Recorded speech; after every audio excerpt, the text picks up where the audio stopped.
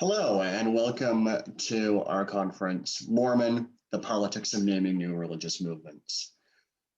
I'm grateful for all of you for being here. I am Matthew Bowman, the Howard W. Hunter Chair of Mormon Studies at Claremont Graduate University, and this conference has been a long time coming. It was scheduled initially for a year ago in person on CGU's campus, and of course we were not able to have it. And here we are a year later, still on Zoom. We at CGU have been struggling to figure out how to cope and survive and keep institutions like this going. So I'm counting it as something of a triumph that we are able to have this at all. I am grateful to our participants for sticking with us for a year, and I'm grateful to all of you for attending. And well, as the Jewish people say, next year in Jerusalem, maybe next year on CGU campus. So I want to say a bit about the intentions behind this conference, and then a bit to introduce our presenters. To the title, Mormon, the Politics of Naming New Religious Movements. Politics, we mean by this not elections or campaigns, but meanings. What associations do we have with words, for good or ill? What power do words have? And particularly, what power do names have? Names can legitimate or delegitimate, they can honor or demean. And certainly one who understands the power of names is Russell M. Nelson, who is currently the president of the Church of Jesus Christ of Latter-day Saints. This is a church, of course, still known in many circles as the Mormon Church or Mormonism. And that leads us to the second word, Mormon. In the fall of 2018, Nelson urged the church he led to abandon use of the term Mormon or Mormonism.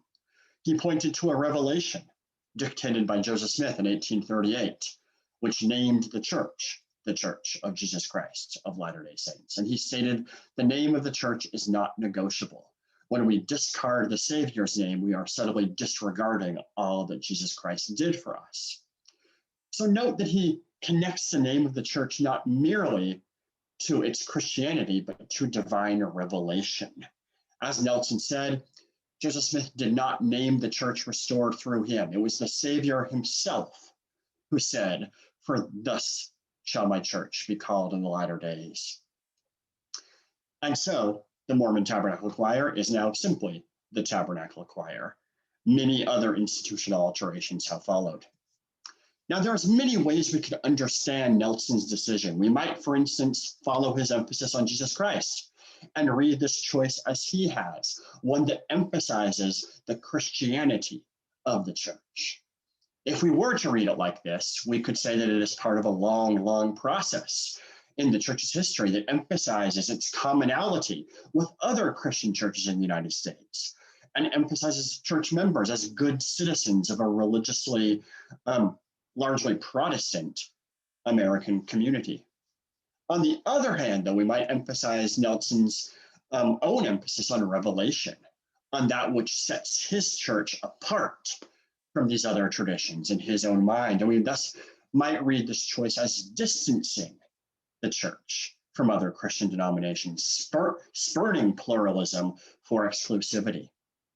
After all, the name Mormon emerged as largely Protestant Americans called members of Joseph Smith's movement in his own lifetime Mormons or Mormonites as an act of derision, just as many new religious movements have been labeled words like Shakers or Quakers or Methodists or any of a number of other nicknames that have come to be shorthand for these groups. Either way, it is clear that the word Mormon means not just one thing, but many things. And I am grateful to our panelists to help us sort this out. A few items of housekeeping before we begin. We will have 2 speakers at a time. You will see them on your screen for an hour. I will introduce each. They will take about 20 minutes to offer a presentation. When both are finished, we will take questions until just before the end of each hour. And at the end of the hour, we will shift to our next 2 presenters. You will note that the chat is disabled. If you have a question, please put it in the Q&A box at the bottom of your screen. After the 2 presentations, then I will convey the questions to the panelists. We'll wrap up then each pair at the top of the hour. After that, we'll bring on the next set. I hope this sounds good. So our first two presenters are Joseph Laycock and David Howlett. I am now going to minimize the other panelists and leave these two on the screen.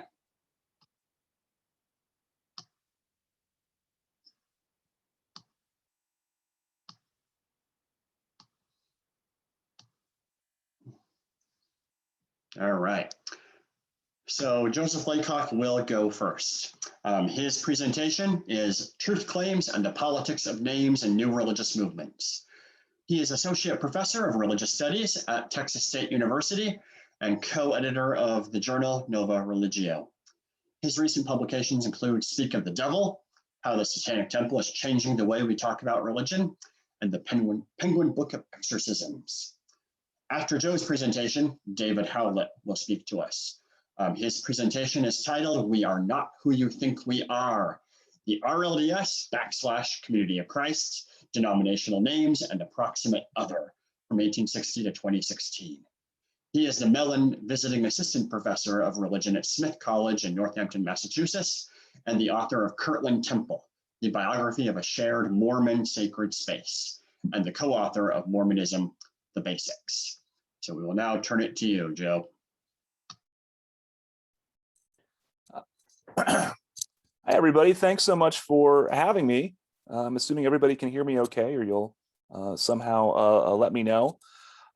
This is a really interesting topic, and I don't have a solution to these problems of the politics of naming, but I kind of collected some musings on this because this is something I think about a lot in the topic of new religious movements. I'm kind of new at giving talks on Zoom, and one of the downsides is I cannot tell if my jokes connect.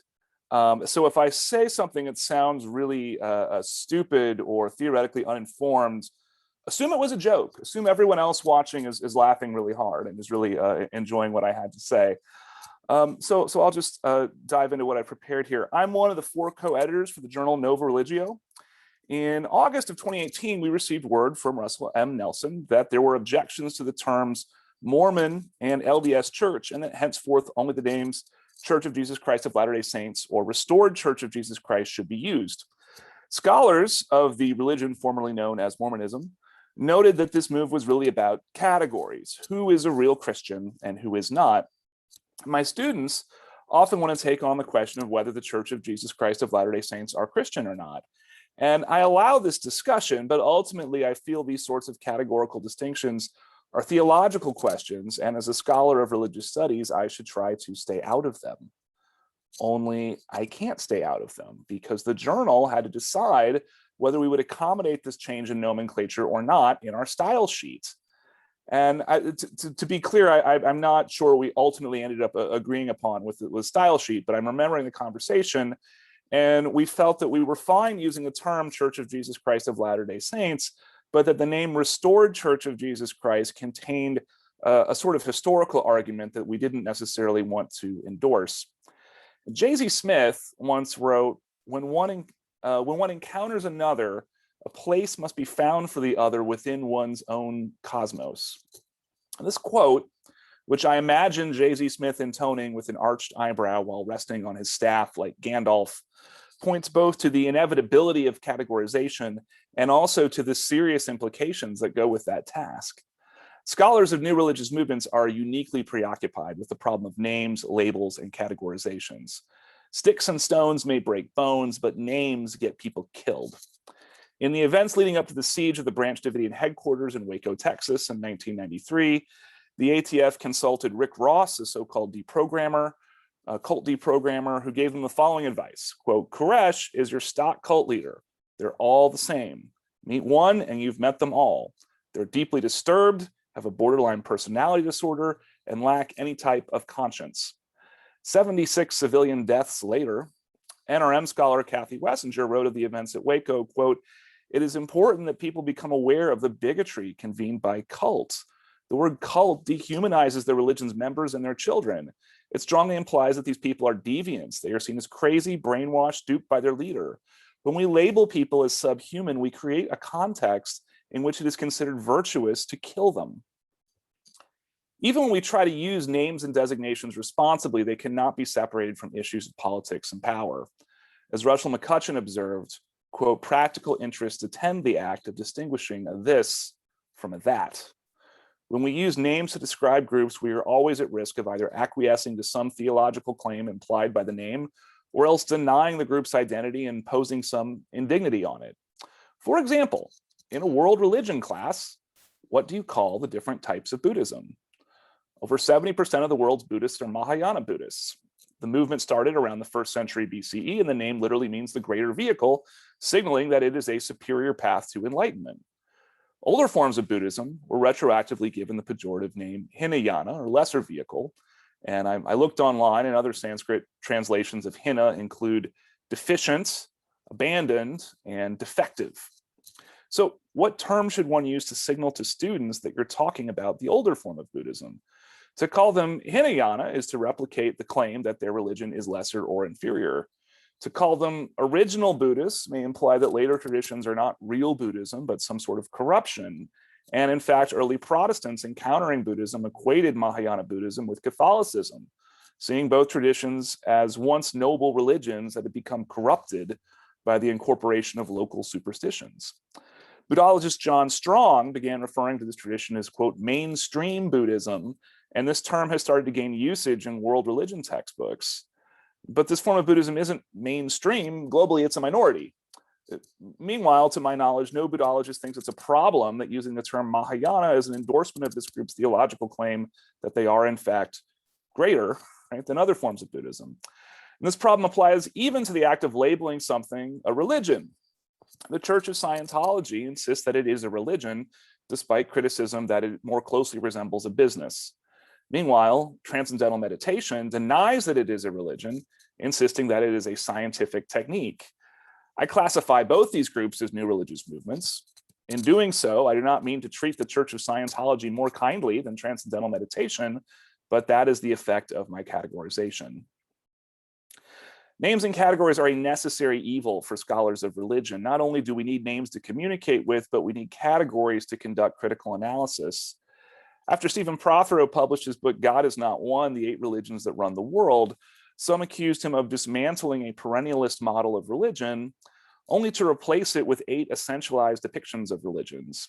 In demonstrating how the 8 religions were different, the critics claimed, Prothero had erased diversity within each tradition. And in full disclosure, Prothero was my advisor, and I produced materials for his updated textbook, Religion Matters. I think he was less of an essentialist and more someone writing for HarperCollins with a very limited word length. So in the introduction to his new, much longer textbook, Prothero explains the problem of essentialism and why it is an obstacle to religious literacy. And essentialism even appears in bold in the margins as a vocabulary term. But he also rebukes the suggestion that we could do religious studies without using imperfect generalizations. He writes, quote, there is no way to avoid generalization either in the study of religion or in life. Consider the forks in your kitchen. Chances are they look very different under close inspection. Likely they are different sizes, made by different manufacturers, perhaps out of different materials. Even those that came from the same box are now nicked or bent in ways that differentiate them from one another. But we refer to them all as forks. Surely this category obscures much, but there is no way to avoid generalizing in this way. In fact, communication depends on it. We say flowers are fragrant without feeling the need to account for the odd flower that stinks like a rotting corpse, end quote. And long before Prothero argued for the necessity of labels, William James wrote in the Varieties of Religious Experience, quote, probably a crab would be filled with a sense of personal outrage if it could hear us class it without ado or apology as a crustacean and thus dispose of it. I am no such thing, it would say. I am myself alone. For James, categorization is a prelude to comparison. We can learn more about the crab if we study it alongside other creatures deemed crustaceans, and we learn less if we allow the crab to set up the parameters of comparison. James, of course, wasn't comparing crabs to crawfish. He was comparing saints and mystics to the mentally ill, and this project offended the categorical taxonomy of many of his contemporaries. Just because generalizations are necessary doesn't mean all acts of labeling are equal. James labeled the crab a crustacean in order to yield new insights and understand it better. By contrast, Rick Ross labeled David Koresh a, quote, stock cult leader in order to prevent any further analysis or insight from arising. So we need to pay close attention to who is doing the labeling and for what purpose. And at the same time, we have to share a common language with people who may be using the same words in different ways and for different purposes. This is a problem I think about a lot in the young field of NRM studies. Eugene Gallagher identifies the discourse of cults as part of a folk taxonomy of deceptive simplicity. And he says the power of the word cult comes from confidence that, quote, its meaning and accuracy are both self-evident and widely shared. I sometimes show my students a 2012 interview with Pastor Robert Jeffress on MSNBC's Hardball. Jeffress had stated that GOP candidate Mitt Romney was a good person, but that he is not a Christian because Mormonism is a cult. Host Chris Matthews repeatedly asked him how he defines the word cult. Jeffress ducks and weaves for the entire 13-minute interview without ever giving a definition. At one point, Matthews begins reading the definition of cult from a dictionary and asks Jeffress whether this applies to Mitt Romney's religion. Jeffress seems to understand that if he actually defines cult, its political usefulness will be annihilated. If Matthews is provided with a definition, his next step will be to demand how Romney's church qualifies as a cult, while Jeffress's church does not. The power of the folk taxonomy arises from its nebulousness. Now, sociologists Rodney Stark and William Bainbridge attempted to rehabilitate cult as an analytical category. And they use this term to refer to religious groups that, unlike churches, are presently in a state of tension with society, and unlike sects, are open to the world and accept anyone as a member. The problem is that most people who use this word are not sociologists setting up ideal types for analytical purposes. Stark and Bainbridge's cult is a homophone with the cult used by people like Jeffress. My own field adopted the label new religious movements, or sometimes alternative religions, as a more neutral term for these sorts of groups. But a better name doesn't solve the categorical assumptions behind the word cult. As Eugene Gallagher points out, these terms are inherently comparative. New compared to what? Alternative compared to what? Nova Religio publishes research on such groups as Wicca, Scientology, and even religious hula hooping. We published an article about it, check it out. Now, one might argue that the only thing these groups have in common is that they are all seen as weirdos by a majority of Americans. In other words, the category, and thus the field, is not based on what these groups are or do, but rather what uninformed outsiders think about them. This is a problem. And it is compounded by the fact that I literally earn a living from this category. I am a co-editor of an NRM journal and co-chair of the NRM unit at the American Academy of Religion. If this category was dismantled, my CV would cease to make sense. So at this point, I seem to have done nothing but raise intractable theoretical problems without offering any sort of solution or alternative. In my defense, I was trained by theorists of religious studies. I think a good place to start with these problems is to simply take stock of the kinds of problems inherent in the names we use, a taxonomy of taxonomical problems, if you will. First, as Kathy Wessinger pointed out, some names are dangerous, and it seems naive to assume that they can be reformed as analytical categories. I discourage my students from using the word cult, referring to members of controversial religious groups as victims, and so on. There is ample data that these labels have directly influenced legal decisions that harm religious freedom, and in cases like Waco, led to actual physical violence and death. Second, other names are unlikely to contribute to physical violence, but are otherwise insensitive or offensive. We no longer refer to Muslims as Mohammedans or Jehovah's Witnesses as Russellites. In Clearwater, Florida, where the Church of Scientology has a large presence, Scientologist children are sometimes called Sinos by their schoolmates. That should stop too, regardless of any concerns we might have about Scientology.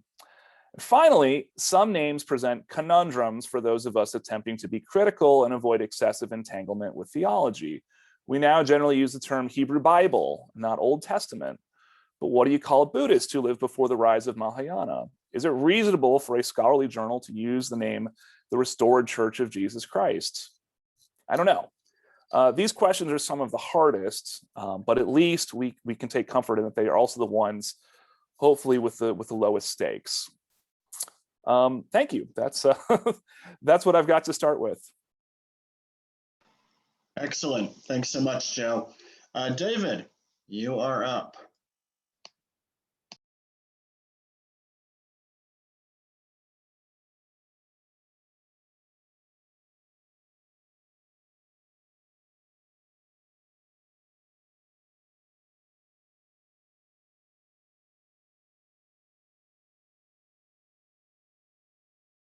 I was muted the entire time. I do that often when I teach too. Okay. We're not who you think we are. RLDS Community of Christ denominational names and the proximate other, 1860 to 2016. In 1986, a small Midwestern-based denomination spent $20,000 on a series of television ads promoting their group in the Kansas City metropolitan media market. Each advertisement told about the church's theological and social values, such as promoting peace and standing for nuclear disarmament. The ads ended with the church's very long name, the Reorganized Church of Jesus Christ of Latter-day Saints. And then the tagline, quote, "Chances are, we're not who you think we are." Not long after the ads aired, several employees at the denomination's Independence, Missouri headquarters showed up to work wearing t-shirts bearing the ad's slogan on the front. And then, on the back of their shirts, a critical modification of the tagline. It read, "Chances are, we're not who we think we are." The RLDS Church, now called Community of Christ, has always been a minority of a minority religion, leading it to have a heightened awareness around the importance of names and naming, and a concomitant amount of hand-wringing about being confused with a much larger group, namely RLDS church members from the inception of their movement in the 1850s found they were confused with a much larger Church of Jesus Christ of Latter-day Saints, headquartered in Salt Lake City. As my opening anecdote reveals, their awareness of being confused with another group led them to accentuate the gaps between themselves and the LDS Church, as well as create wry insider commentary about these attempts at self-representation. This phenomenon in the RLDS Church is indicative of a larger trend too. Within the competitive American religious marketplace, the creation and reflection upon religious names has allowed religious communities to broadcast their identity to the world and differentiate themselves from others. This has been true at least from the time of the first disestablishment in the colonial era, and may even have its origins in the era of confessionalization in post-Reformation Europe. That is, the era when Lutherans, members of Reformed churches, and Catholics began to self-consciously identify as such. Yet, a closely related point could be overlooked if we focus only upon this outward gaze. Names and naming provide an occasion for members within a religious group to engage in an extended conversation, or more often than not, an extended argument about who exactly they are as a collective body. In short, there is no self without an other and no self without another, as philosopher Paul Ricoeur famously argued. Now, this talk is going to reflect upon how members of the RLDS Church, in their names for themselves, signaled particular religious identities to internal and external audiences. To do so, I use both ethnographic and archival sources. For the latter, I'm going to use the RLDS Community Christ magazine in all its iterations, the True Latter-day Saint Herald, the Saints Herald, the Herald. With the help of data scientist Nathan Smith, I analyzed the quantitative frequency and qualitative use of various names used by RLDS members as terms of self-identification from 1860 to 2016. This means I have some charts. This analysis, though, paints a very Anglophone, American-centric, headquarters-oriented portrait. Consequently, I'm going to supplement this analysis with some ethnographic observations and oral history interviews of Community Christ members in contemporary India, thus showing that the dynamics that I point to within the American institutional church have played out in varied ways at the periphery of the American church's global reach. I conclude by reflecting on how best to think about the relationships of otherness and anotherness engendered by names and naming within the RLDS Church, especially as it relates to the fraught term that draws this panel together, Mormon. In the 1850s, a group of dissenting Latter-day Saints initiated a new organization in the American Midwest that gradually melded together various factions of the post-Nauvoo Mormon diaspora opposed to Brigham Young and his Intermountain West Church. This Midwestern group might have been doomed to obscurity. Maybe it's still obscure, I don't know, but might have been doomed to obscurity had it not recruited Joseph Smith III, the son of the founding Mormon prophet, as its prophet and president in 1860. The small fledgling church published a twice-monthly periodical, the True Latter-day Saints Herald, an organ that helped disseminate the message of the group to its scattered membership. Initially, the editors of the True Latter-day Saint Herald called their group the New Organization of the Church of Jesus Christ of Latter-day Saints. They proclaimed they held to, quote, original Mormonism, and more often than not, simply identified that they are members of the Church of Jesus Christ of Latter-day Saints. In this, they were relatively unexceptional for a Nauvoo diaspora community, as many other groups, such as James Strang's 1850s community or Brigham Young's group, used the exact same terms. So where does the word reorganize come into being? I'm going to skip this section a little bit, and just to say, it begins informally in the Saints Herald, and then becomes more formal by 1872, when what becomes the reorganized church incorporates with the state of Illinois. And for that, they want this word to differentiate themselves legally as a legal entity.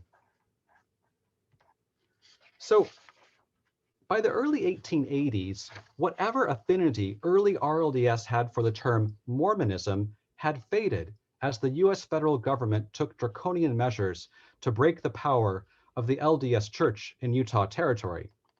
For RLDS, Mormonism and Mormon now became a term they associated almost exclusively with the church headquartered in Salt Lake City. Perhaps one of the clearest articulations of this was a sign hanging on the second floor of the Kirtland Temple, the very first Mormon temple, of course, and one controlled by the RLDS Church in the 1870s and 80s. In 1880, a reporter for Lippincott's magazine visited the temple and recorded the sign's polemical message in his notes. It read, "The Salt Lake Mormons. When Joseph Smith was killed in June 27, 1844, Brigham Young assumed the leadership." This is all, when I'm doing emphasis, this is actually where it's italicized in the sign. "Assumed the leadership of the church, telling the people in the winter of 1846 that all the God they wanted was him, and all the Bible they wanted was in his heart. He led or drove about 2,000 people to Utah in 1847, starting for Upper California and landing at Salt Lake, where in 1852, Brigham Young presented the polygamic revelation to the people. The true church remained disorganized till 1860, when Joseph Smith took the leadership of the presidency of the church at Amboy, Illinois. We, 30,000, have no affiliation with the Mormons whatever. They are to us an apostate people, working all manner of abomination before God and man. We are no part or parcel of them in any sense whatever. Let this be distinctly understood. We are not Mormons. Truth is truth, wherever it is found," unquote. While few statements in the RLDS official magazine could match that sign, nevertheless, the editors of the Saints Herald used their magazine to broadcast clear differences between themselves and their, in some cases, quite literal cousins in Utah. Now, this figure tracks the use of, in the Saints Herald, of various references to Mormon, Mormonism, Utah Mormon, Salt Lake Mormon. I want to just point out two periods that feature particularly frequent use of the term. The 1880s and 70s during the raid, and which is like when the LDS Church is being pressured by the federal government and all the legislation is being passed to restrict voting and confiscate property to break theocracy and polygamy. So that's when you're using Mormon a lot in the Saints Herald. In the early 20th century, surrounding the Reed Smoot trial and around the deaths of the two Josephs, the RLDS prophet Joseph Smith III in 1914 and the LDS prophet Joseph F. Smith in 1918, and the years surrounding that, more or less. These were transitional times for Mormonism, and they created an environment in which RLDS felt compelled to broadcast that they were not Mormons. I want to just point out the uptick in references to Mormonism in the late 20th century is all about uses of it by scholars in Mormon history journals mainly. So, or talking about it in a scholarly sense of Mormonism. Well, After this period, what happens for names and naming? I'll go through this rather quickly. Early RLDS, by the mid-20th century, oftentimes just call themselves simply Latter-day Saints with no reorganize in front of it, because in the Midwest, they are the only Latter-day Saints. That changes after World War II with outmigration from the Great Basin area, where LDS are now living everywhere across the United States. And as a result, RLDS stopped just saying we're Latter-day Saints in that way, and they begin qualifying that. You also have, at the same time, a rise in references to a new term. They start calling themselves in 1960 the World Church informally, but it's in church publications, on stationery. They have these new cosmopolitan aspirations to be a global church, a global movement. And you can see that continues to rise all through the late 20th century into the 21st century. And also, this is where they're trying to make fetch happen, if you will, if you know Mean Girls. Well, they call themselves Saints Church for a while. That's in 1972, and it tries to catch on. It doesn't catch on. It works in Australia and French Polynesia for a while. US never catches on. But Saints Church, for a while, it's officially more, the unofficial name is Saints Church, if you will. And then a conference says, let's stop doing that. Well, those are some names in the late 20th century. What happens if we look at the RLDS Church, the reorganization, outside of the United States? So thus far, I've given examples that are most directly applied to the American part of the RLDS Church. And I've avoided any examples of how these dynamics of denominational naming played out in places where English was not the dominant language, where Christianity was not even the dominant religion. Here I want to take a brief excursus into India to address this omission. In the mid-1960s, the RLDS Church established itself in India largely through the labors of scheduled caste ministers who affiliated with the church. These ministers, many of whom had been Baptist, sought RLDS sponsorship for their missions to animist tribal peoples, once English and Canadian Baptist organizations failed to fund the missions due to intergroup rivalries. The former Baptist ministers, now RLDS elders, were extraordinarily successful in their missions, and within a decade had mentored a cadre of pastors from the scheduled tribes who further spread the church to dozens of villages, 160 by the early 21st century. Indian RLDS leaders took the name of the RLDS Church's mission to their area, that was the East India Mission of the Reorganized Church of Jesus Christ of Latter-day Saints, shortened it to simply East India, and made that name, East India, the locally known name for the church. The name Reorganized Church of Jesus Christ of Latter-day Saints occasionally appeared in English on church structures, such as regional administrative offices and guest houses in Odisha and Andhra Pradesh, two Indian states. But the vast majority of church members, most of whom only spoke local tribal languages, did not know the long name of their American sponsoring denomination. When I visited a small highland village in Odisha in 2014, I interviewed a group of the first converts from the 1960s. I asked the gathered church members, all now in their 60s, 70s, and 80s, if they went by the very long name for the church during the first few decades of their organization. When my question was translated to them, the group burst out in laughter. Then one of the first RLDS tribal leaders in the area, Lintham Raika, told me, quote, "We did not know the church name in 1966, but we only know that when we become Christian, we would get the blessing, that we could experience the blessing. That's all we know. But we did not practice the long name of the church name." By the way, the doublets there, that's how SOAR is translated into English. SOAR is a language that talks in doublets. Indian leaders in places less isolated than the highlands of Odisha encountered stiff resistance from other Christians if they used the name Reorganized Church of Jesus Christ of Latter-day Saints. Since the mid-1970s, the Church of Jesus Christ of Latter-day Saints has evangelized exclusively among Christians in India, and as such has encountered opposition from other Christian groups who see it as a non-Christian group stealing Christians from their fold. The people within the scattered RLDS congregations outside of the highland tribal areas have particularly felt the effects of this clash between LDS and other Christian groups. A Dalit church leader in Andhra Pradesh succinctly stated, quote, "Generally, Indian churches are aware of Mormon churches, and if they know you are a Mormon, they would truly hate you." He did his very best to avoid such confusion and downplayed all connections to the larger Mormon tradition, including an assiduous avoidance of the Book of Mormon in all of his public ministry. Another pastor in Tamil Nadu related how being confused for being Mormon could have serious consequences in his relationships with other Christians. He told me that he has been very active in ecumenical organizations in his area, like a lot of Indian Christians. Nonetheless, quote, if they identify I am believing I'm a Mormon, they will throw me out from that group. He went on to state, quote, in India, it is very difficult to explain, we are not Mormons. So by God's grace, the church name changed. This is very comfortable to us. We are not Mormon. We are different people. The RLDS pastor in Tamil Nadu referred to the official church name change in 2001 from Reorganized Church to Community of Christ, a name that resonated with the first name of Joseph Smith's movement, the Church of Christ, also in Revelation, right? But reshaped it for liberal Anglophone ecumenical sensibilities.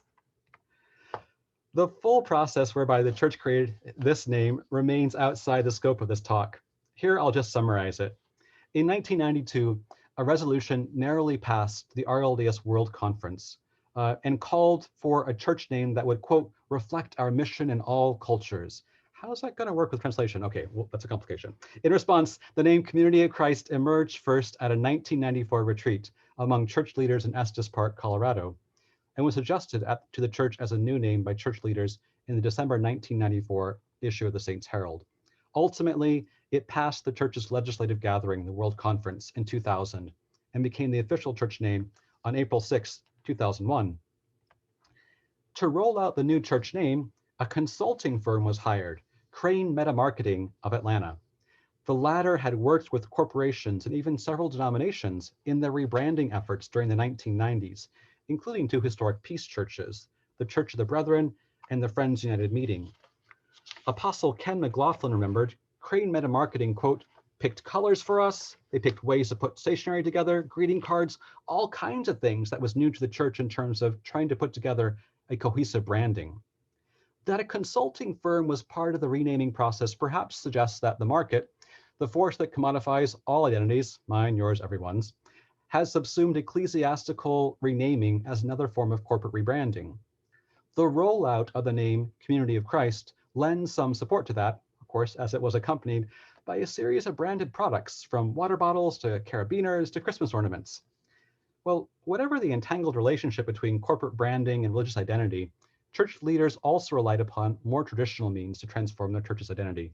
Namely, they prepared, of course, a church curriculum to be used in the 40 days preceding the April 6, 2001 name change. Of course, even after the 2001 name change, Community of Christ members could still be mistaken for being Mormon.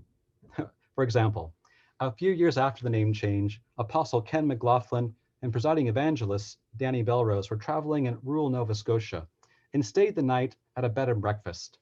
The hostess struck up a conversation with them at breakfast the next morning and found they were ministers. What church? She asked. Belrose smiled and replied, Community of Christ. She shot back, you mean Mormon?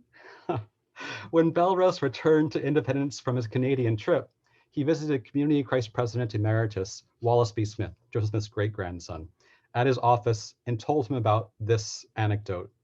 After hearing it, Smith wryly responded to Belrose, well, back to the drawing board. So a few conclusions.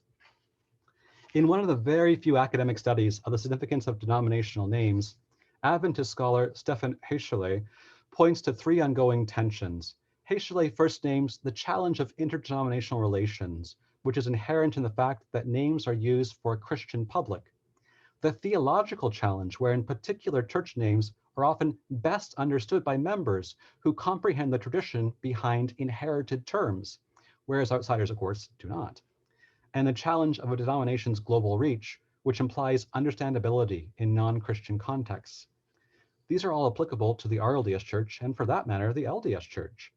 To Haglund's list of challenges engendered by church names, I want to just add the challenge of the other, or more precisely, the proximate other. This is a day for Jonathan Z. Smith quotes, and there is Jonathan Z. Smith in all his glory in the 1980s, I think. All religious groups have close religious competitors, what the late religious studies scholar Jonathan Z. Smith called the proximate other, a term that has become widely diffused in religious studies scholarship. J.Z. Smith argued that The history of religious conflicts, of religious perceptions of otherness is largely interspecific.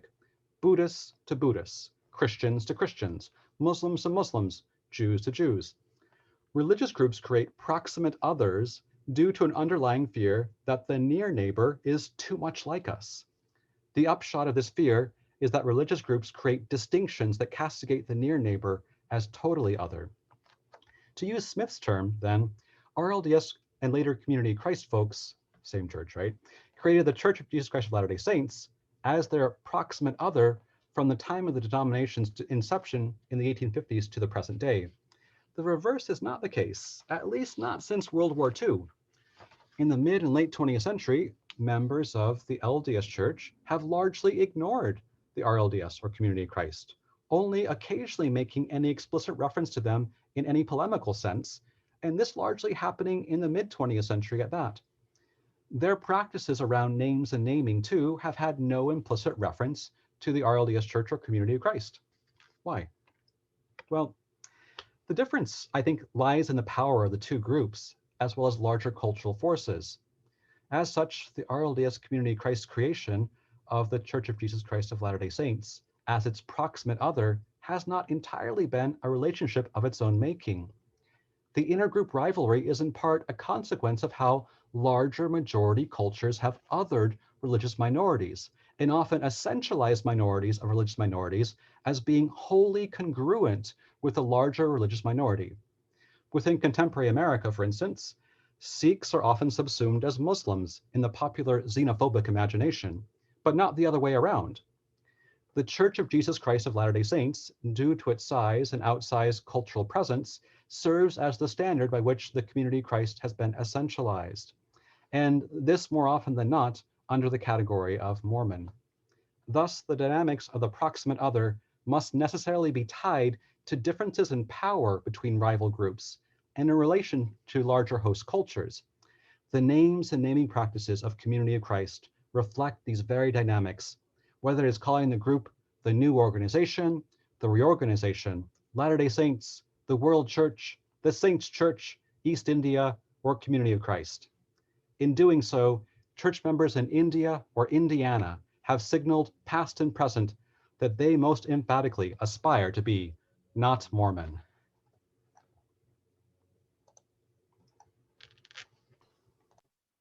Excellent. Thank you, David. All right, we've got about 15 minutes now, and some questions are coming in. So I will start with one for you, Joe. This person asks, you mentioned earlier in your talk, when you were discussing transcendental meditation and Scientology, the distinctions between religion and science. And this person wonders if you could talk about the power claims involved with those two concepts and identifying a religion as a science or vice versa. Sure, yeah, and this distinction, by the way, I would love to claim credit for pairing Scientology with transcendental meditation on this question, but this comes from a book by Doug Cohen and David Bromley, where they're commenting on this. And they actually found a quote from the Maharishi basically saying, figure out what markets better in each country, and if we need to be a science, we'll call ourselves a science, and if it's better to call us a religion, we'll call ourselves a religion. And with my undergraduate students, they often make these assumptions. Well, if something is one thing, it can't be another. A political system can't be a religion. A scientific paradigm cannot be a religion. And so, my immediate response to those kinds of questions about distinctions is religion is a second order category, right? The really interesting thing is, how are we defining religion and for what purpose, right? Is transcendental meditation a religion for tax purposes? Is a very different question from is it religion in the sense that it's metaphysical as opposed to empirical, or it's based on revelation as opposed to experimentation. So those are kind of my immediate, albeit kind of inconclusive thoughts on that question. Yeah, no, that makes sense, right? Is it the use of the term religion is itself in a lot of ways political, depending on what we designate, or as you say, like tax purposes and such like, what advantages or disadvantages come with calling something a religion.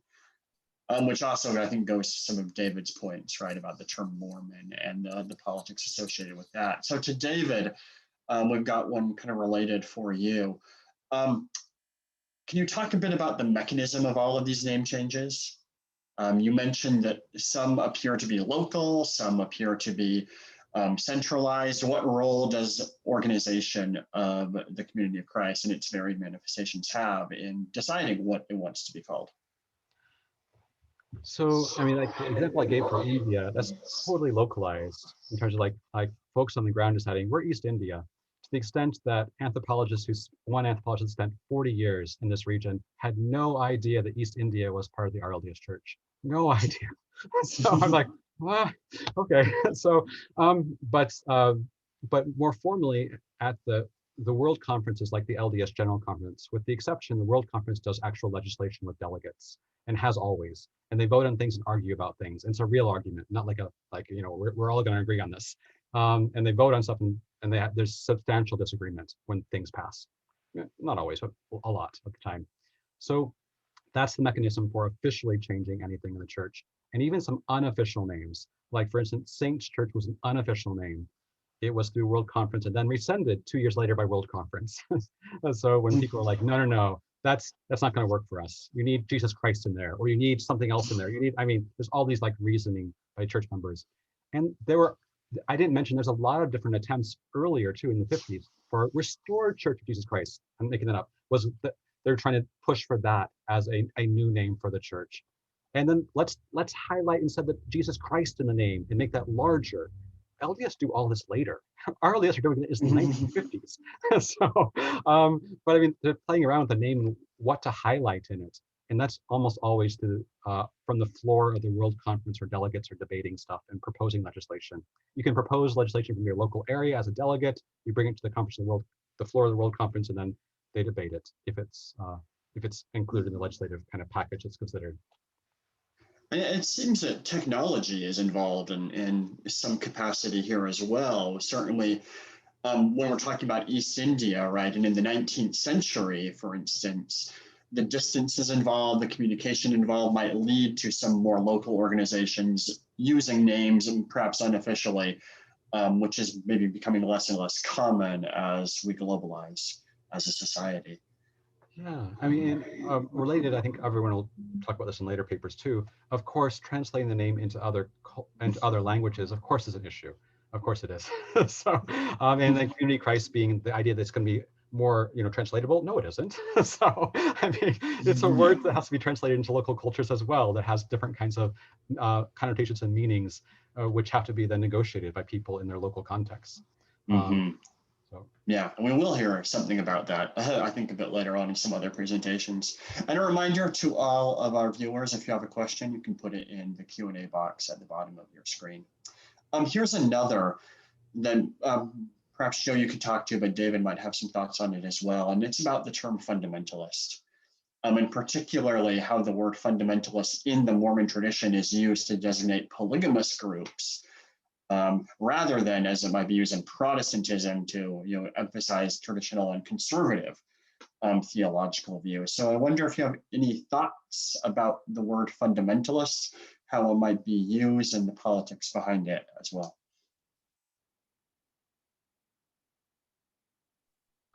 David, did you want to go first?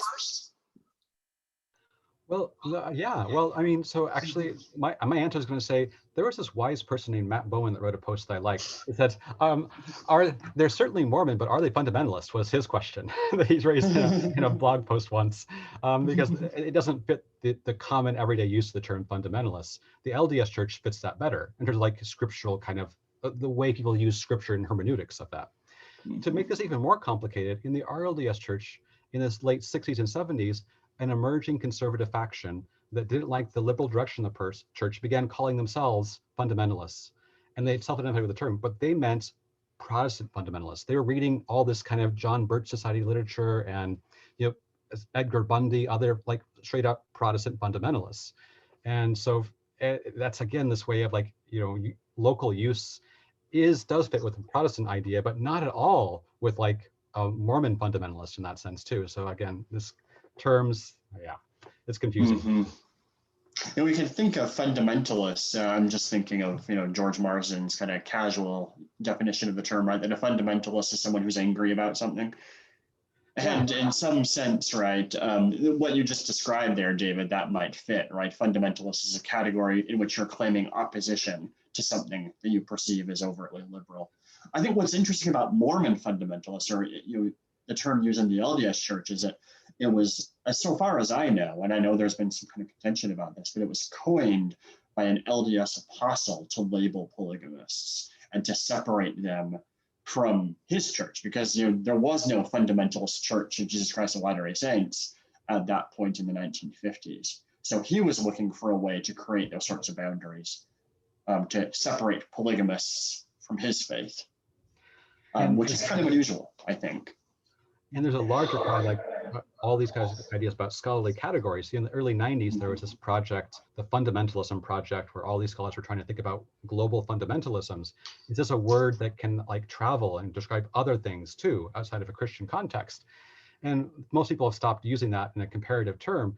But some scholars pointed out, is there anything that unites all these together? One scholar argued, and I find it kind of convincing, is that they all have a kind of like anti-modernist or patriarchal notion in them, where gender becomes an issue they all double down on, in terms of like saying that certain kinds of so-called modern values around gender, they're saying no to, and it becomes like the test case.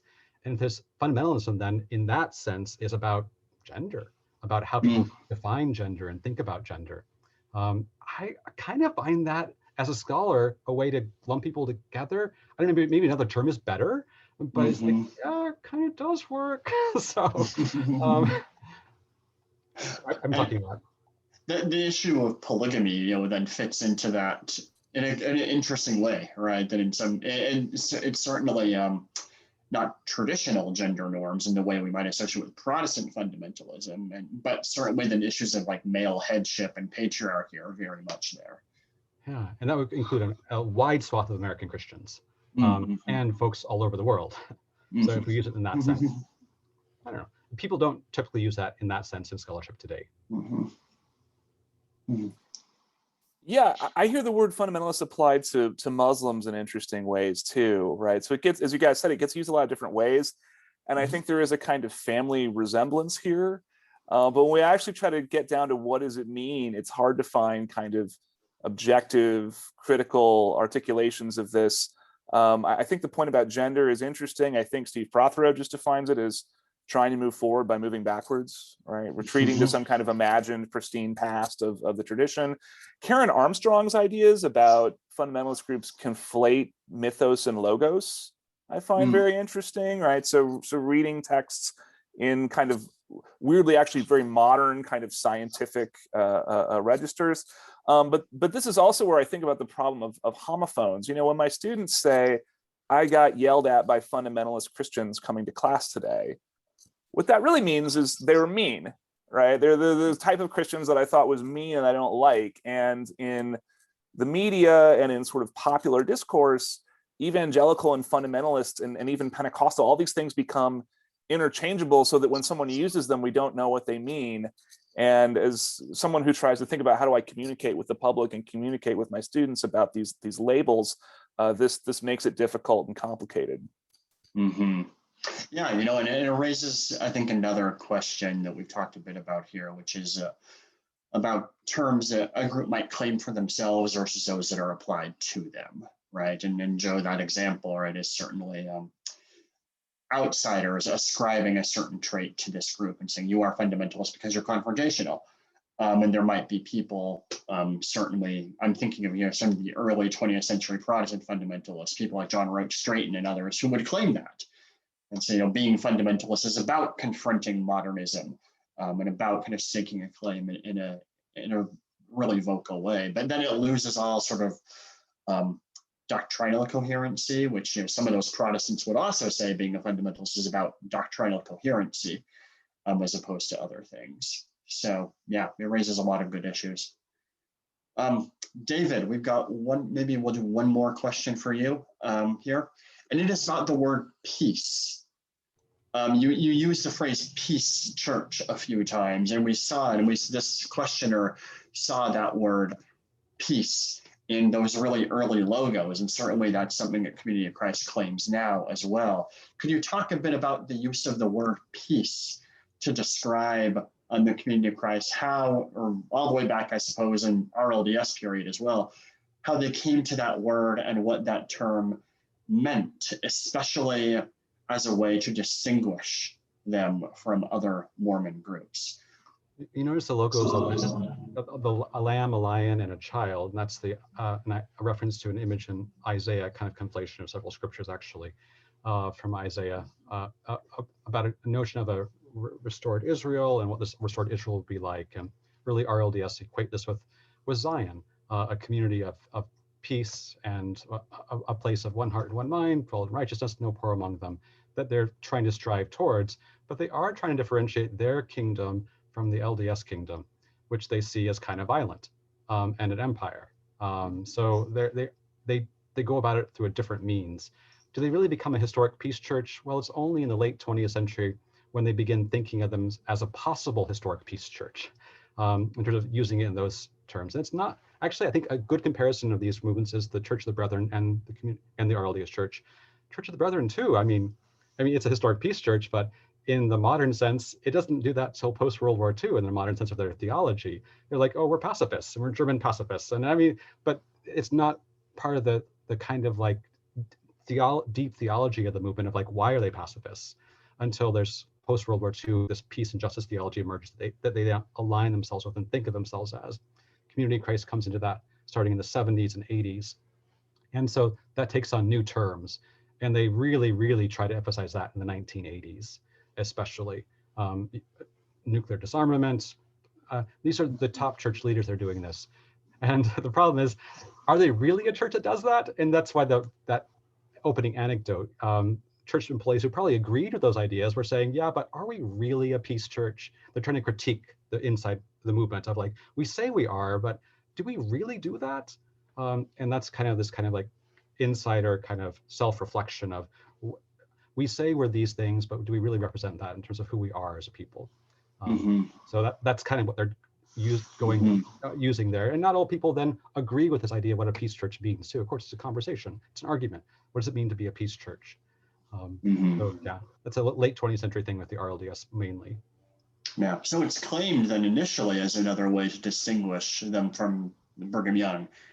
Absolutely. And his church. Yeah, oh, that is interesting. And then, so just so I'm clear on this, there's not initially in the 1870s, 1860s, an association with what you're calling the historic peace churches, the Brethren and stuff like that. It is something that's... It's much more late. Then even the awareness of those other churches comes later. That's right, yes. Oh, yeah. So I'm just comparing them in the sense of like, they have I think a similar trajectory of going from a quasi-ethnic church. RLDS are almost like an ethnic church because they have that kind of like peoplehood almost to them, that then stops being an ethnic church in the late 20th century and no longer a people, I think. And so Brethren do the same thing, Church of the Brethren, I think, too. Yeah, good. Okay, that is interesting. All right, well, I think that will do it for our first two presenters. So thank you, guys. I'm going to demote you now, so you will go off people's screens. And we will bring on our next two presenters. So thank you to Joe and David.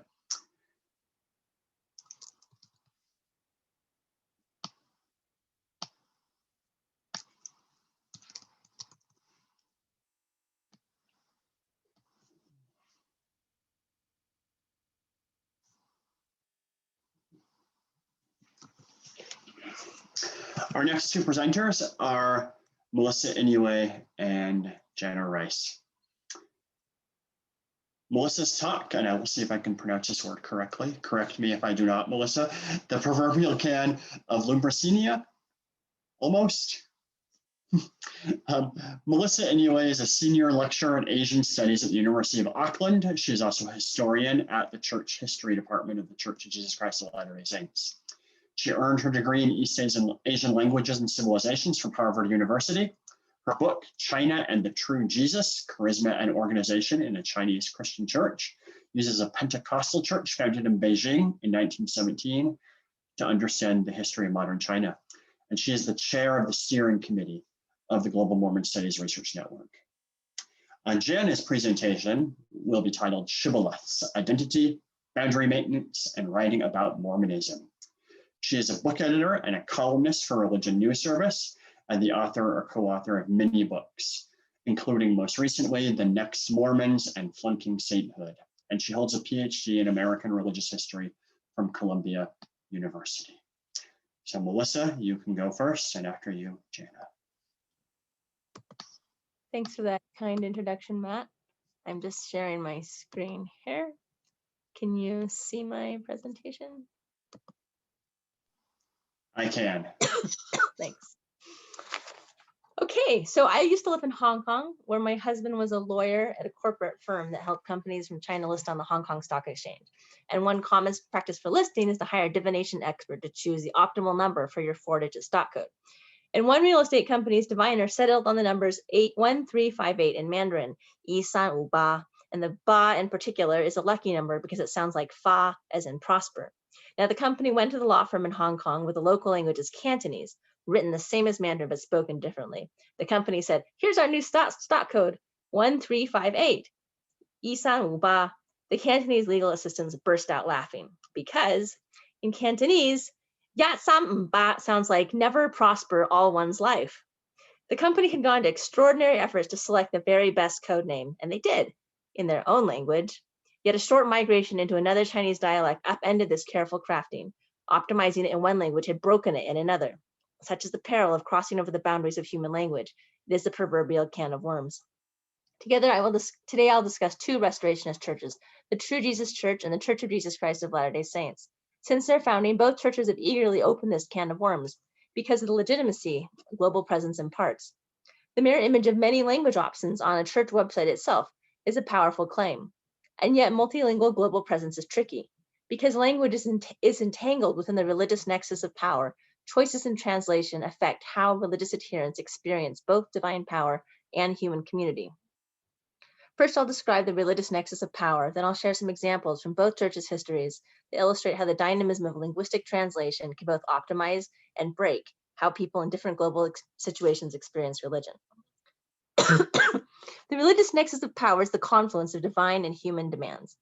Religious organizations and leaders claim authority to channel divine commands, a vertical axis, but religious belief and practices must also find resonance within adherents and potential converts to the grassroots, a horizontal axis.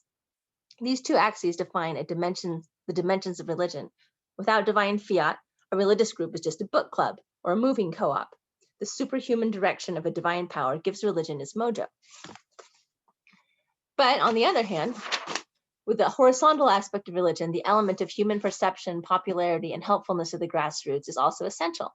Beliefs and practices don't exist in a vacuum, but only within a human community. Christian churches are created when people gather, share devotional resources, and reify through their presence Jesus' power and relevance. People, too, have power. Churches must be places people want to be. Without responsiveness to human considerations, such as local values, generational shifts, attention spans, and so on, a prophet may indeed call down fire from heaven, but no one will be there to see it burn. Language plays a critical role in the religious nexus of power. Obviously, all people use language, religious or not, but it's more than that. Religious visions are fleeting, but written scriptures can last for millennia. Visions are singular, but accounts and histories can be shared. Both the True Jesus Church and the Church of Jesus Christ of Latter-day Saints got their start with a brilliant linguistic breakthrough. In China, speaking in tongues, an indicator light for the presence of the Holy Spirit, and in the United States, a revelatory translation of an ancient scripture, the Book of Mormon. In both cases, language provided evidence for God's presence and direction. Within a tightly integrated global religious organization, language is not everything, but it is in and around everything. From a certain point of view, language is a prison into which we are all born. In this prison, the most spacious cell belongs to native Chinese speakers, making up just under 15% of the world's population. Next are native Spanish speakers. Their cell takes up 6% of the total human prison. Then there are speakers of Portuguese, Russian, Japanese, and so on. When making a thoughtful, well-considered choice in the context of a single language, say English, the language of the 5%, from the point of view of all humanity, it's possible this choice is only 5% thoughtful and well-considered. The contingencies and possibilities lurking outside our native cell are overwhelming. Those who venture out are bound to either ignore their ignorance in order to maintain a high opinion of themselves or learn humility. In sum, the nexus of divine and human power is held together by language, and the dynamism of translation adds movement within a system that is already tightly integrated and delicately balanced. Small variations in language can make or break, contract or expand a religious experience. If you're an American Latter-day Saint, imagine being in the temple, hearing the voice of God speak in the voice of a call center operator in India. This is what non-American Latter-day Saints have to put up with all the time. Church media is full of foreign-looking, foreign-sounding Jesuses. Translations can also hyperconverge with local culture. Thomas Murphy has shown how a serendipitous overlap with certain indigenous terms leads to an expanded space of interpretation. This is the case for Guatemalan Latter-day Saints who interpret the word hot in the Spanish translation of the word of wisdom along the lines of a syncretic model of illness, medicine, and curing prevalent in Latin America. So names are also a form of language with power to materialize or obscure the sacred. Members of the True Jesus Church and the Church of Jesus Christ of Latter-day Saints both say their church's name is given by revelation, a nod to divine fiat, the vertical power that gives them internal legitimacy. Yet they also sought to optimize their names in a way that would appeal horizontally to human actors in local society, including not only potential converts, but also government monitors. Wei Enbo, the True Jesus Church's founder, published an article in a newspaper in Beijing in February 1919 titled, "Cancel All Church Names." In the 19th century, Western mission denominations had come to China and translated their denominational names into Chinese in a way that maintained their long-standing theological differences. For instance, the Presbyterians' Chinese name was the Elders' Church, Zhanglao. This was wrong, Wei said, because the church ought to be Jesus' church. Or take the London Missionary Society called London Church, Lundun Hui. It was, Wei said, quote, clearly just glorifying the city in England, unquote. The Methodist, Episcopal Church, and the Wesleyan Church in Chinese both just transliterated foreign names.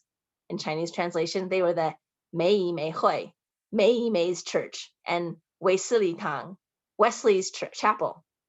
The Immersion Baptism Church, the Baptist Church, Jin Li Hui, Wei said, myopically focused on a single rite. So all those names were wrong. Clearly, they represented forms of Christianity that had deviated from the true way. But what about the True Jesus Church? By creating a church name with Chinese characters that more effectively claimed Jesus and truth, the True Jesus Church leaders had a powerful tool to build legitimacy and win loyal converts. Foreign mission churches who had insisted on literal name translations to preserve foreign leaders' carefully crafted English language distinctions were at a disadvantage against a native church that named itself in clear and simple language. In the early 2000s, the Church of Jesus Christ of Latter-day Saints changed its name in Chinese and Korean in an attempt to avoid negative perceptions in society as a doomsday cult. Chong Huan-chung has traced the history of the Chinese translation. It began as a slightly literary title, blessed by famous writer Lin Yutang around the late 1950s. 耶稣基督末世圣徒教会, the Jesus Christ Last Age Saints Church. In 2001, it changed to a more literal English-hugging title, 耶稣基督后期圣徒教会, Jesus Christ Later Period Saints Church. This change was due to concern that in mainland China, with the Chinese Communist Party's strong suspicion and suppression of apocalyptic religions like Falun Gong, last age sounded too much like last day, like the end of the world. Some Taiwanese members opposed this change, arguing that the original name had been given by revelation, gesturing towards the vertical axis of religious power. The actual Chinese was perfectly clear, and if people misinterpreted last age to mean last day, that was their problem. Those who prevailed, however, were local leaders, including Elder Jia at Chinese Area 70. Gesturing towards millions of people in mainland China, the horizontal axis of religious power, Elder Jia made an emotional appeal. Who would be responsible for billions of lost souls if people in China found the church's Chinese name off-putting? A similar change occurred in the Korean name of the church. Garrett Van Dyke has shown that in 1956, Dr. Kim Ho-jik and other members debated the two terms, Ma'il, last day, or Ma'se, last people, generation, and eventually settled on Ma'il. In 2006, however, the name changed to Hu Gi, later period, mirroring the 2001 changes in Chinese. In 2018, English-speaking members of the church had to undergo a rare occurrence for English-speaking members of the church, a change in church language. Significant changes in language, even for canonized scripture, are widespread within the non-Anglophone church. For instance, translations of the Book of Mormon in languages such as Danish and Spanish have been overhauled twice in the history of the Book of Mormon, that Book of Mormon. 29 translations have undergone revision at least once, mostly since the turn of the 21st century. 37 translations were initially just selections and later expanded into full translations.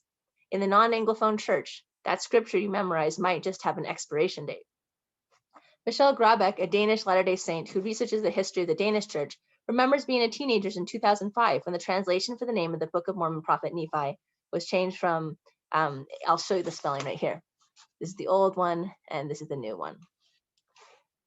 She says, I assume it was to help us pronounce the name correctly, as in Danish, PH doesn't make an F sound, she reflected. I'm not disturbed by it now, but in the transition between translations as a teen, I found the variations on names uncomfortable. But many English speakers who have long enjoyed the privilege of linguistic precedence and therefore permanence in the Latter-day Saint tradition were surprised in 2018 when the president of the church, Russell M. Nelson, called on them to abandon the long-standing terms Mormon and LDS and replace them with the long official name of the church. Nelson argued that the word Mormon might cause misunderstanding about the object of church worship and was historically rooted in cruel terms, abusive terms, designed to obliterate God's hand in restoring the Church of Jesus Christ. He, like Wei and Bo, argued for including the name of Jesus as a way to signal that Jesus, not mistake-prone people, was in charge of the church. Following Nelson's speech in English, church translators around the world sought not only to abandon the use of nicknames like Mormon, but also to adjust translations of the church's name to more exactly reflect the English version. Too soon. For example, in April 2020, the church's offices in Hungary announced that the church urged an inspired review, consideration, and revision of each translation of the name as necessary to more accurately reflect the original English name of the church. Close quote. The old name was Here at Last Days Saints Jesus Christ's Church, and the new name is Here, the Last Daily Saints Jesus Christ's Church. So the English language correction, eliminating nicknames, was made to emphasize the name of Jesus Christ, but in the Hungarian correction, the language for Jesus Christ remained the same. What changed was the language for Latter-day Saints, the name of the people of the church, in a way intended to more closely reflect the language of the church's center of power. As Dan McClellan, a scholar in the translation department of the church's publishing services department, observed, this same review led to a change in the name of the church in French and Italian. The change added the definite article to the church's name in a way that broke the natural feel in these languages. However, some church leaders who spoke these languages felt it was important enough to align with the English as literally as possible and to sacrifice the naturalness.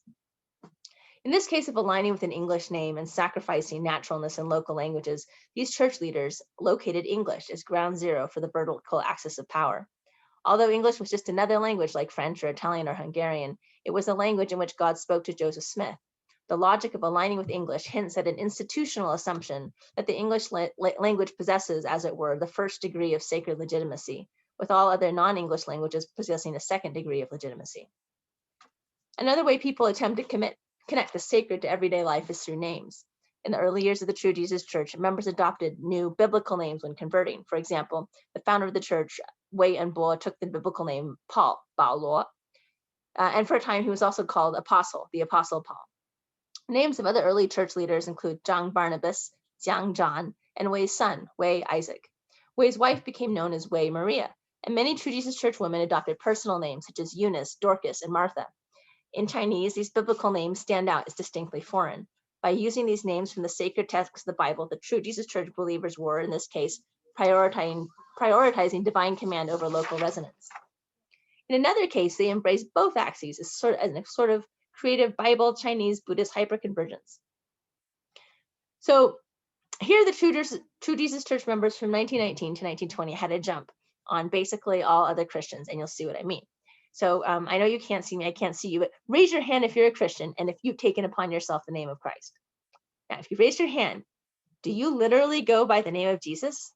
I doubt it, but the True Jesus Church members in China from 1919 to 1920 did. Wei and Bo and the other leaders of the True Jesus Church became persuaded that true Christians must literally take upon themselves God's name and become one family of God. And it seemed really natural to do this in Chinese, because in Chinese, the biblical name for God is Yehehua, Jehovah. It sounds like a 3-character Chinese name, like Deng Xiaoping or Mao Zedong. And the name for Jesus, Yesu, also sounds like a 2-character Chinese name. So if you look at this, Jehovah and Jesus have the same surname, yeah, which makes sense. So during this time, many members of the church began using this same surname, yeah. They would sign their names, yeah, so-and-so, by the Christian name, yeah, Paul, yeah, Paulo. So I am Paul of the family of Jehovah and Jesus. One document I read was signed by dozens of women, all named Maria, yeah, Mary of the family of Jehovah and Jesus. In one way, this practice set the True Jesus Church members apart from the rest of society and aligned them vertically with the non-negotiable universal authority of God. In another way, however, this practice also mirrored local Buddhist naming practices, with local monks taking a new surname, Shi. And this Shi is the first character in the Chinese translation of the name of the Buddha,释迦牟尼. Excuse me. So resonant names evoke identity, connection, warmth, and the reverse is also true. Sometime in the late 1960s, a Dutch woman who was a member and translator within the Church of Jesus Christ of Latter-day Saints wrote a memo calling for the more locally resonant translations in names in church lesson manuals. The average person teaching a primary lesson, she warned, has not had a great deal of formal education and limited command of English. Translators of lesson manuals did their best to make the stories lively, but having to tell these stories using their original English names was a stumbling block. She explained, due to the different pronunciation of the English vowels in the Dutch language, many English names are hard to pronounce for those who do not speak the language. Examples: Bruce, Eileen, Newell, Roger, Earl, etc. Other names have an ambiguous meaning in Dutch, e.g. Bill. Dutch Bill means buttock. The translator's argument sought to pull church materials closer to the horizontal axis of resonance within the local community. Why were the local primary children being subjected to stories about buttock? From a local perspective, this was a no-brainer. As in the case of the name of the church, this 1960s translation problem reflects the institution's assumption that English has a sort of primary value worth preserving, despite the lack of natural resonance. In the case of the True Jesus Church members adopting foreign biblical names like Maria and Barnabas, these were names from exemplary people in the one sacred text, the Bible, imbued with a power that made the sacrifice of naturalness worthwhile. In the case of the names being used in the Latter-day Saint children's manuals in the Netherlands, these names were simply common names from the English-speaking areas of the church that produced the manuals. Clearly, the Dutch translator thought, with so little divine power to lose by scrapping a name like Bill/Buttock, but with so much to gain in terms of children's memory and imagination, the American manual writers' inability to see beyond the prison cell of their native linguistic context was lamentable, and in fact spiritually costly. The American manual writers who maintained the status quo by preserving English language names were avoiding one problem, losing one additional degree of control over the text, but creating others that were more consequential for many around the world. Multilingual practices in global Christianity show the tensions between the vertical and horizontal axes within the nexus of religious power.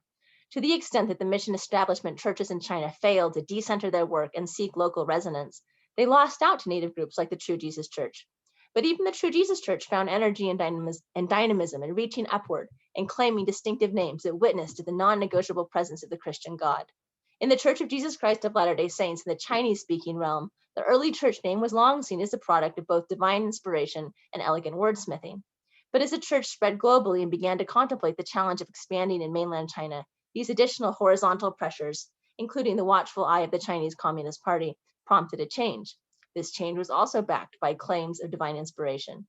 In the case of names in children's stories, it seems institutional disregard for the power of language to make or break a positive religious experience led to persistent structural situations that privileged English language content above all others.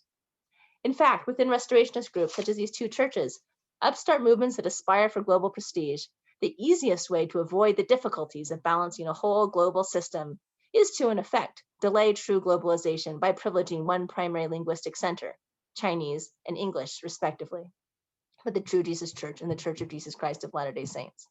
This is the path they currently take. Because of the way in which language is entangled in the nexus of religious power, that is, the way in which language defines, expresses, and embodies religious authority, if a hierarchical religious institution decides to decenter linguistic privilege and become truly global, it also takes a risk. Relinquishing the power to name, regardless of whether the name is Bill or Buttock, relinquishes a built-in form of control. It opens up the possibility of local clusters of believers dissolving too thoroughly into horizontal currents of local culture and straying beyond the pull of the central locus of power.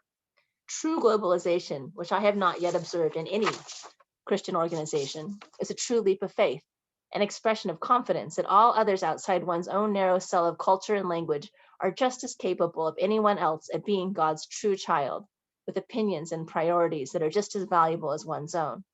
True globalization is an expression of confidence that despite the huge gulfs between the world's people, this particular set of religious values, covenants, and procedural culture is universal and substantial enough to hold everyone together. Is it possible to be resonant and relevant to the same degree to all the world's people, while still maintaining the particularity, the audacity, and the sense of difference that give humans some purchase as they scrabble about, trying to catch hold of the divine? This can of Lumbricina is even bigger. Thank you.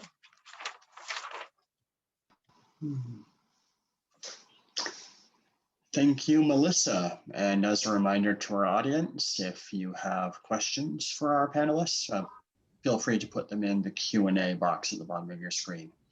We'll turn now to Jana. Go ahead.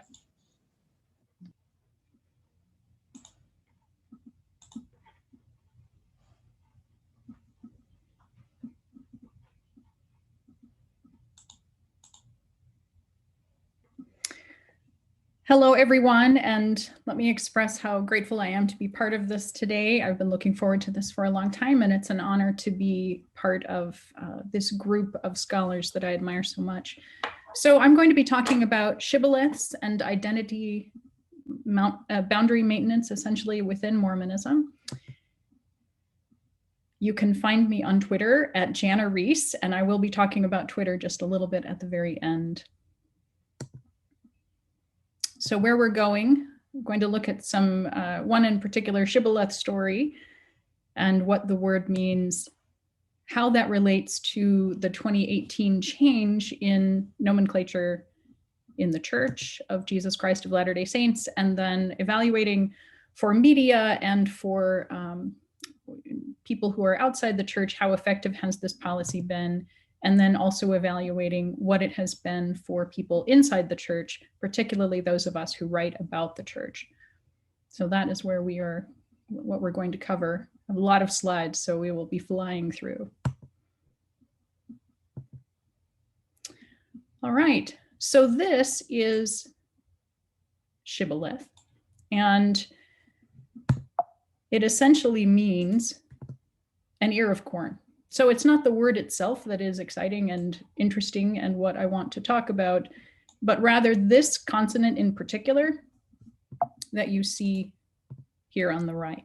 And in particular, that tiny dot that's at the top of the consonant on the right side is what makes the shin, it gives it the sh sound. If that dot had been on the other side of the consonant, it would have a s sound, which seems like a very trivial difference to most of us, but it was a matter of life and death for people in this particular story of the Bible that I'm going to briefly recount. Judges 12 is not really a chapter that I expect is going to be in the Hebrew Bible Old Testament curriculum for the LDS Church next year when we cover that. So if you're not familiar with the story, no problem. Here is a very basic synopsis. So the first thing that happens is that the Gileadites and the Ephraimites go head to head in battle, and the Gileadites win. So the Ephraimites who survive this battle are trying to get home. They live across the Jordan River, and they're trying to escape by crossing the river and going home. The Gileadites are not going to allow that to happen. They really want total annihilation of their enemies. And so they set up a checkpoint at the Jordan River and control access. So who can cross and who cannot cross. And for this purpose, they have a password. The password is shibboleth, so ear of corn. It's not the word itself that's a problem. The Ephraimites apparently know the word. It's that they can't say it in the same way. So they don't have that consonant that we talked about. They don't have the sh. So they say Sibboleth instead. And the price of saying Sibboleth is that it costs you your life. And the Gileadites slaughter all of the Ephraimites who are trying to escape. It's a pretty grisly story in one of the grisliest books of the Bible. So saying it's grisly in the context of Judges, you know, that's saying something.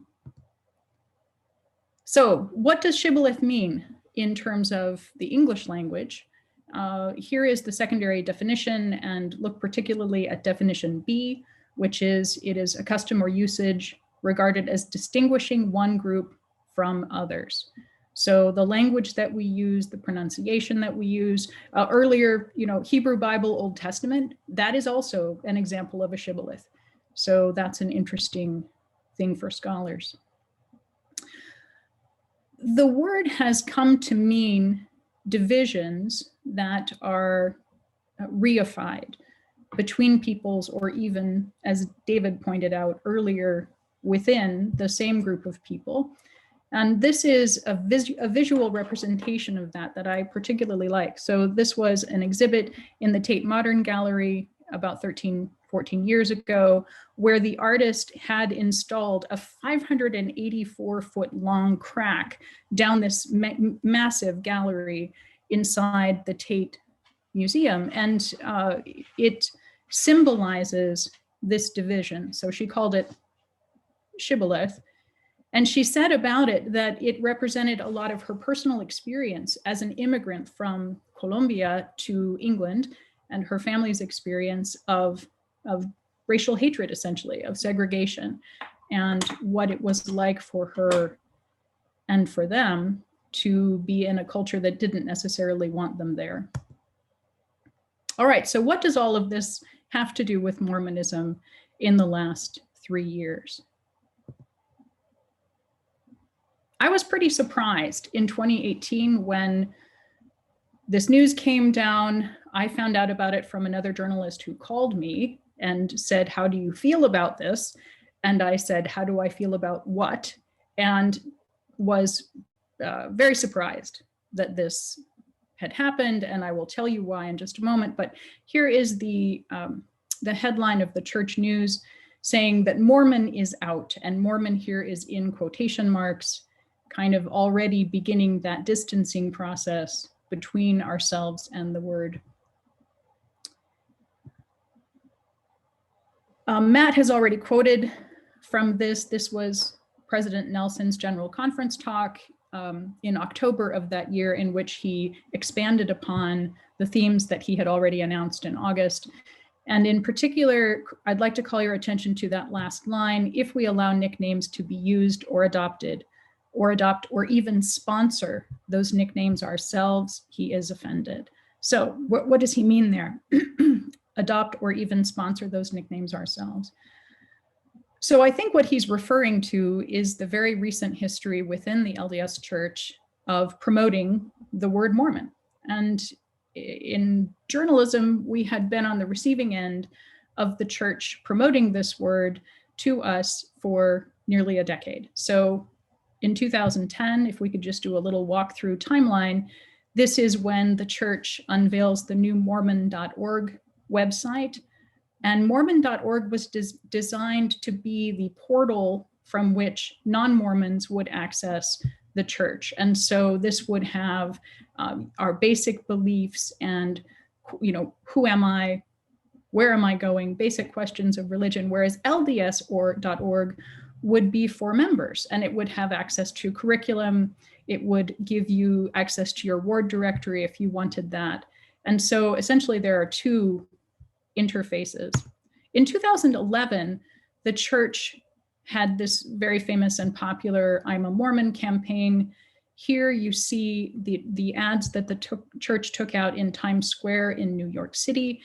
And if you look at the individual photographs of the Mormons who are profiled here, they're consciously trying to emphasize diversity, and also that we're super fun people who all ride motorcycles and we all surf, and, you know, we're great singers, because of course we are, you know. Oh, and we climb rocks apparently.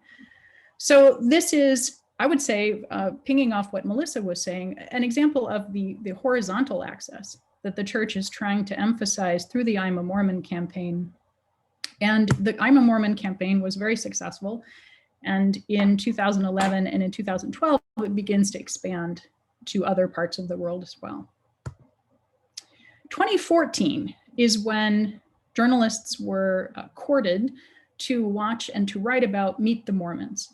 And I attend every year the Religion News Writers Association annual meeting. And that year the church took out a booth where we had a popcorn stand, and journalists were given little swag items related to Meet the Mormons. And one or possibly two of the people who were in the documentary, featured in the documentary, were there to interact with us. Here's the coverage from the Deseret News from the week of the debut of Meet the Mormons. Mormon is all over the Deseret News coverage. My favorite part here is that the uplifting Meet the Mormons documentary is supposed to be an effective rebuttal of pop culture confusion, which is followed immediately by what famous Mormons think about Meet the Mormons. So, rebuttal or approval. All of us received a lovely apron with the Meet the Mormons logo. I love this apron. I cook with this apron. And it has since been adapted by my husband so that it more accurately reflects the correct name of the church as of 2018. So, all joking aside, I'd like to just look at the language that President Nelson was using in his talk in October General Conference of that year.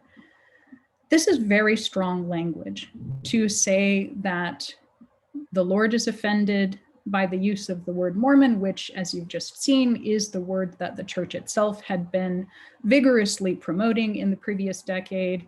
And also to say that the word Mormon can be associated, and other nicknames are often used as epithets, as cruel terms, abusive terms. At the end of my talk, we'll see a little bit more about that. And that the word is designed to obliterate God's hand, that just using the word Mormon instead of the full name of the church erases the name of Jesus. And so the church is encouraging us to call members of the church Latter-day Saints instead of Mormons, because apparently Latter-day Saints, although it also lacks the words Jesus and Christ, is enough associated with Jesus and Christ to bring that into the popular imagination. So how effective has this policy been? The short answer so far, and language changes extremely slowly, so this is just one snapshot of 3 years of this policy, not even. It has not been terrifically successful yet. And part of that is that it's hard. If you are a journalist and you are writing about a religion, and character count is important, word count is important, and you have a wonderful word that has been used and has a venerable history, and it functions beautifully as both a noun and an adjective, and then suddenly you're asked to use all of this. It makes me think of the Schoolhouse Rock song. Saying all those words over and over can really get you down. And here you have a Schoolhouse Rock icon from my 1970s childhood. When one word can function so well, it's very hard to convince people to adopt a more cumbersome linguistic strategy. I'm not saying it's impossible, but I am saying that it's not going to happen very quickly. And in fact, that is what we see. So a couple of journalistic examples. This is from February of 2020. This is about 2 months, not quite 2 months after the revelation that the church had a fortune of more than $100 billion. The church cooperated with the Wall Street Journal in this article. So our presiding bishop of the LDS Church, for example, is quoted here. So I can't imagine that the church was very happy with the headline, which has the Mormon Church as the most important aspect of, the keywords. But this is what journalists need to do. We have a pretty limited way in which to communicate content to our readers, and we use the terms that our readers know, We use the terms that our readers search for online. And we also use the terms that are most efficient to use, which this is. So I can certainly understand why the Wall Street Journal did this. And oh, just to go back, you can see in the tagline here, they're using the full name of the church. So here you see the Church of Jesus Christ of Latter-day Saints. Within the last week, we've seen this again. So Washington Post has Mormon sex therapist in its headline. Salt Lake Tribune has LDS sex therapist. And then what is it like for ordinary people? I've done here a Google Trends search for the word Mormon, and this is limited to just the United States and just the past 5 years. And what we see overall is that the trend line for the use of Mormon is actually declining just a little bit. There are a few exceptions here of places where it has gotten more traction. November of 2019, very tragic shootings in Mexico. And then again, the December 2019 story about the church's financial holdings. And more recently, the Murder Among the Mormons documentary last month that was trending on Netflix. I would hazard a guess that none of these three stories is anything that the church is particularly excited to be associated with, and that people are Googling that. But the overall trend is a little bit downward, that people aren't Googling Mormon as much as they were 5 years ago. So is that because they're instead searching for other terms? Are they looking for Latter-day Saint, for example? And the answer is basically no. The Latter-day Saint you see here as a search term at the bottom, and that is flatlined because it doesn't have enough traction in terms of Google searches to really register as a meaningful comparison. Okay, so finally, what has it been like as a religion opinion columnist to try to write in this climate? And it's been hard. This is a really nice and polite message that I received from, or this is a Facebook conversation from a reader. I chose a couple of super polite ones. They are not all like that, but this person said that she was not sure that the author, which is me, did a good job of explaining things from the church's perspective, only from the author's perspective, which, you know, I am an opinion columnist and that's kind of my job. To have an opinion from my own perspective is what I'm hired to do. But I think that the fact that the writer of this comment made that comment is instructive, that many people within the United States LDS context don't necessarily understand, and maybe this is true of people in America more generally, but don't necessarily understand what the role of the media is to be, that it is not a publicity arm for any one particular institution. And then she brings up the elephant in the room, that she wishes that I would have followed additional prophets' counsel and referred to members through of the church through the use of the full name of the church, and then an unsmiley face. Someone asks her then, what particular things did you feel that Jana had done wrong that were not in line with the LDS church? And then the commenter said, it's not her points, it's that she did not use the appropriate name of the church throughout the article. This was in response to an article about fasting.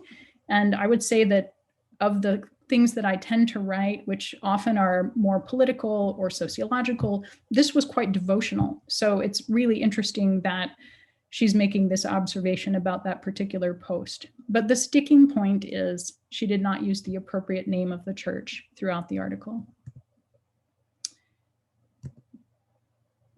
So this is from earlier this year, where a reader was just pointing back to RNS saying that the church's Twitter handle is different than LDS Church, also very polite. And then here is a reader who wanted to cut and paste the entire revised style guide and send that to me as a message. The opening line from this reader is, over a year ago, the M word is no more. Okay, so this is where the gloves come off for me. And the idea that I've seen this a number of times now, that people are using this phrase, the M word. I have also seen where some Latter-day Saints say they feel so abused and triggered by the word Mormon that it is equivalent to, or possibly even worse than, any discrimination or horror that an African American would feel upon the use of the N-word. I have no patience for this whatsoever. I find it egregious and very wrong. It signals the climate in which some Latter-day Saints allow themselves to feel as though they are victims of something. And the name has become a flashpoint for that sense of beleaguered victimization. So here at the end, I'd like to return to the definition of shibboleth. Remember, this is usage regarded as distinguishing one group from others. So I want to go back to the story from the Bible and say, who were those groups? The Gileadites and the Ephraimites. Well, it's not the case here that the Israelites are fighting against some other tribe, or not tribe, but for some other foreign people that are in their land, or that they're taking land from another group. These are all Israelites. So Joseph is the 11th son. He has two sons, Manasseh and Ephraim. We tend to say Ephraim and Manasseh because Ephraim, following a very long and venerable family tradition, as the younger son, takes the birthright from the older son. But Manasseh is actually the older son. The Ephraimites come from Ephraim. Manasseh is the ancestor of the Gileadites. So it's not that the Gileadites are killing a foreign people. It's not that they're even killing another tribe. They're killing members of their own tribe. Okay, this is another sub-tribe within the tribe of Joseph. What I find interesting about that, as a contemporary Mormon / Latter-day Saint, is that many of us are given Ephraimite lineage in our patriarchal blessings. And I think it would be instructive at this particular moment in time for us to remember that the Ephraimites in this story about Shibboleth were the ones who were slaughtered by their own people because they didn't have the right language. That is not a way in which we want to reenact this story of what it means to have Ephraimite lineage. Thank you.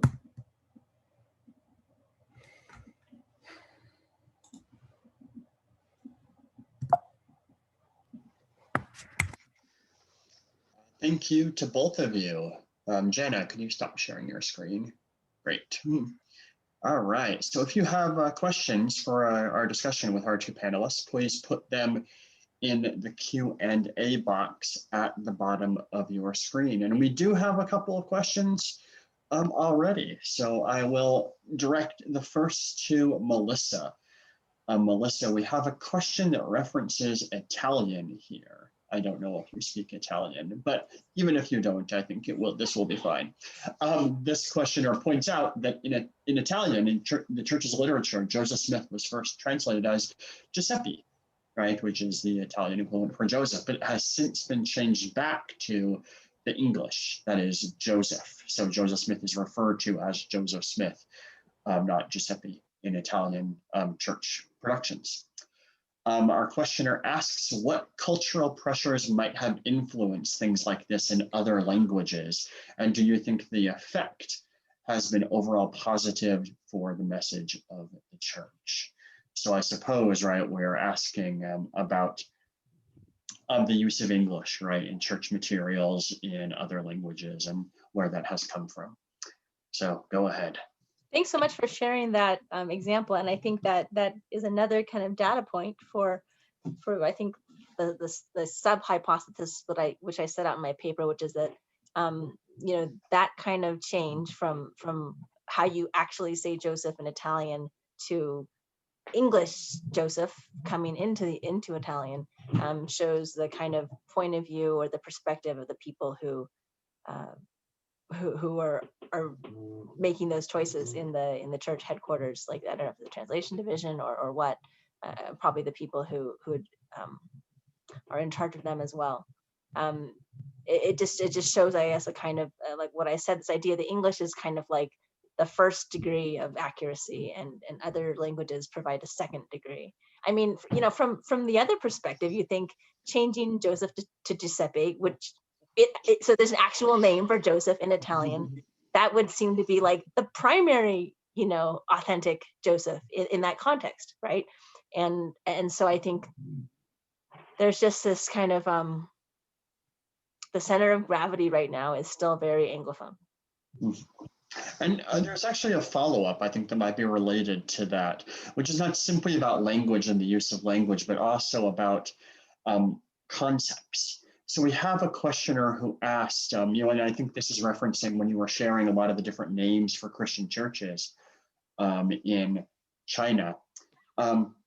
If there is, the questioner wants to know, is there a word for religion or church in Chinese that means something similar to how Westerners who are sort of steeped in Christian denominationalism think about this?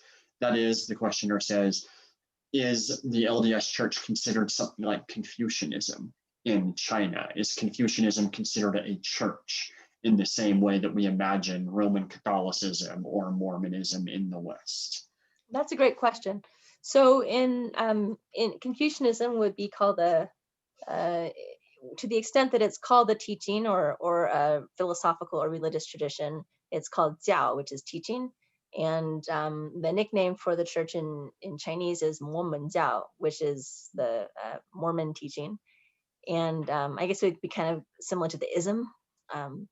The term, most churches, the term jiao hui came into Chinese as well as the term for religion via the Japanese language. And those languages, those words in Japanese, like church and religion, were also neologisms. So there is no, you know, those are very recent terms. They're kind of made up in the early 20th century.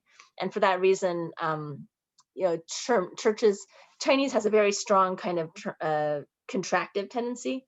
So if you can say, because the characters themselves are so expressive, you don't need all the syllables. You know, one syllable is very concise and says a lot. So you can, there's this long tendency in Chinese to kind of abbreviate official long names to short names. So jiao hui is often abbreviated as hui, just one character. And hui just means an association. Jiao hui means teaching association, but I think over time it's come to be associated with Christianity.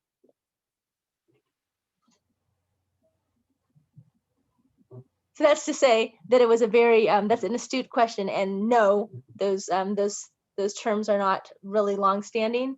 Yes, they do exist, but they were kind of made up. And other members of the Global Mormon Studies Research Network, like Russell Stevenson, have shared, you know, in Igbo and also in Hmong, it's the same thing. There's no really good word for church.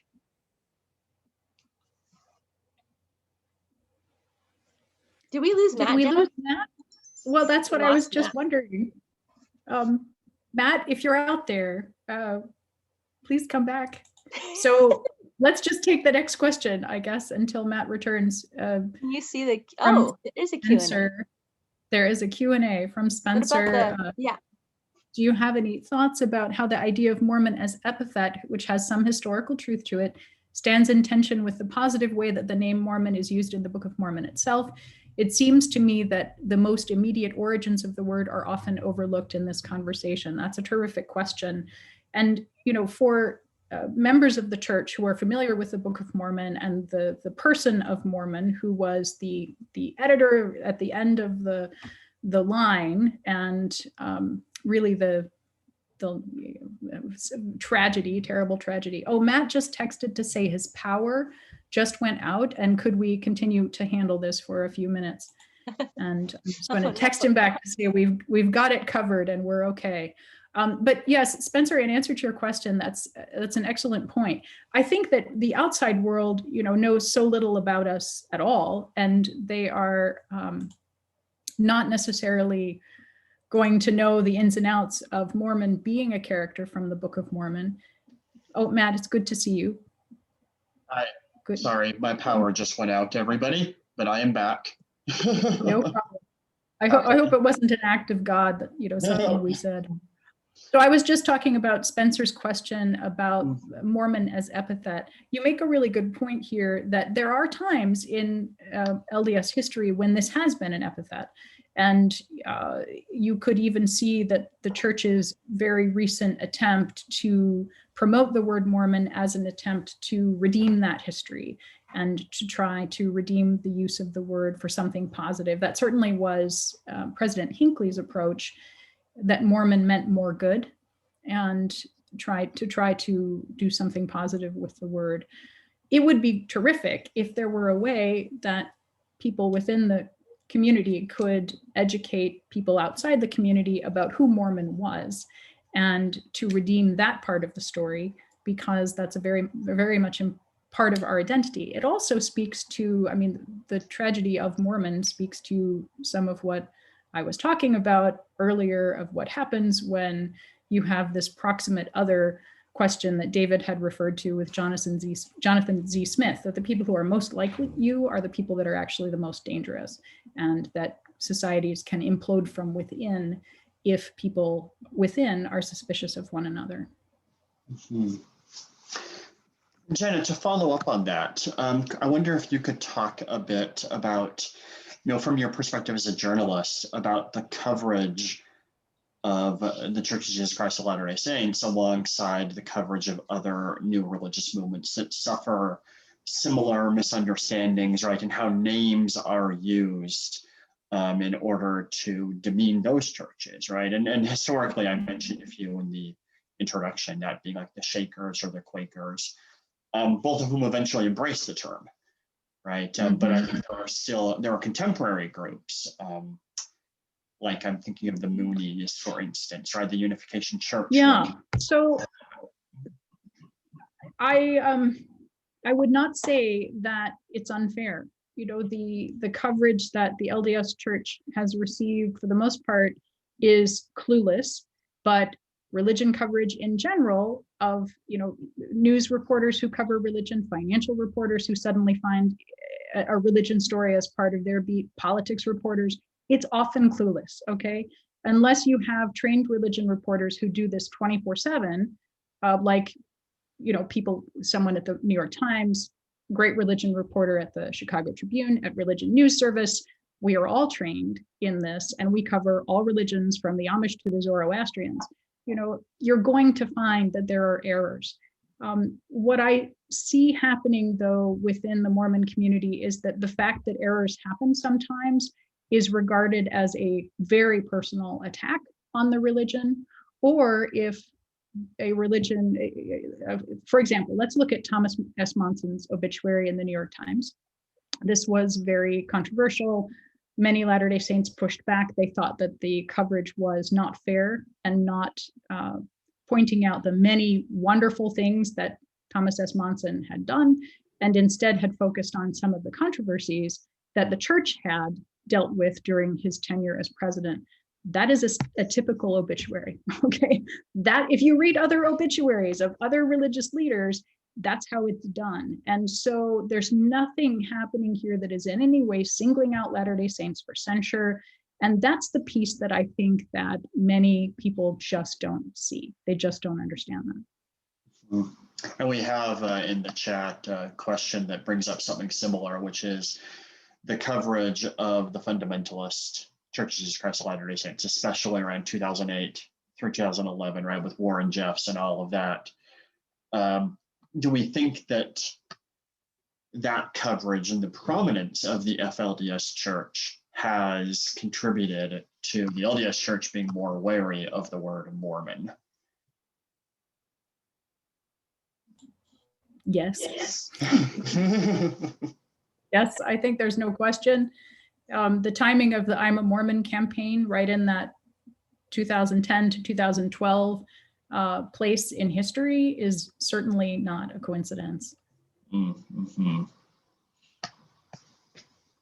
Yeah, and certainly, and we see there, right, again, the struggle over the word Mormon. And, if the fundamentalist Mormons claim the phrase fundamentalist Mormon for themselves, it's interesting, though, that we see a kind of dichotomy there somewhat different from the Community of Christ, right, who then choose to distance themselves from the term Mormon in order to distance themselves from the LDS Church, while the fundamentalists want to claim the term Mormon because they want to claim the legacy of Joseph Smith in a way that the Community of Christ, I think, is moving more and more away from.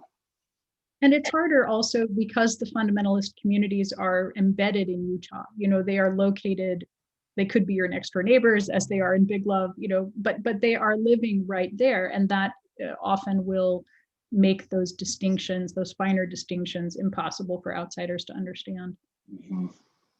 Melissa, I wonder if you could speak a bit to the word Mormon outside the United States and how commonly it is used in Asia or other areas of the world, and if the word or the title Church of Jesus Christ of Latter-day Saints is at all known outside the U.S. There's a great study on this in Taiwan by Chong Huang Chung. She kind of does a poll and she tries to see if there's any brand recognition for words that are not Mormon. And basically, she finds that Mormon is the most common name by which the church is known. And the new names like people don't know us as Latter-day Saints, for instance. I say us because I'm a Latter-day Saint myself. With regard to, I'm glad you asked this question because it allows me to share this really funny insight that I received from Tanya Samu, my at the University of Auckland, a colleague of mine and also a Latter-day Saint. So she was telling me about the names of church names in Samoa, her native island. And she said that in Samoa, in the vernacular, I mean, of course, official names exist for all of these churches and they're translated in some sort of official way. But, you know, in everyday language, the vernacular language, the church names are just like, are the nicknames that kind of make the most sense, a way that the local Samoans like found to distinguish these different churches. So for example, the Methodists came from Tonga, so they're called Lotu Tonga, and the Church of Tonga. And the Presbyterians came from Tahiti, so commonly they're known as Lotu Tahiti. And the Seventh-day Adventists are Lotu Asofiti, which is the Church of the Seventh Day. Mormons are Lotu Momonga, and the Pentecostalists, you know, who like are known for clapping their hands, they're known onomatopoetically as Lotu Pati Pati. The Catholics are known as Lotu Pope, and so those are the names that are used in the vernacular, and the vernacular language has power. Like that's what makes sense in a local context. Yeah, you know, and then to some extent, right, this is, I think, a very, very common phenomenon in many religious movements, which is, as you say, the kind of vernacular, the members, grassroots energy, where people tend to go versus the attempt to impose something from the top down. And there is difficult interaction. What really fascinates me about this disuse of the word Mormon is, you know, some of what you pointed out, Jana, in these chats, right? The extent to which there are institutional changes being made in things that do shape the grassroots, things like curriculum, things like the Tabernacle Choir, right? And that I wonder if the eyes of Russell M. Nelson are on 20, 30 years from now. And if this change will take greater hold among people who are just growing up now, rather than, you know, at this point, we may be in growing pains. Although I don't know if that will actually stay, or if this process will happen similarly among people who are not members of the church, right? If that will ever really take.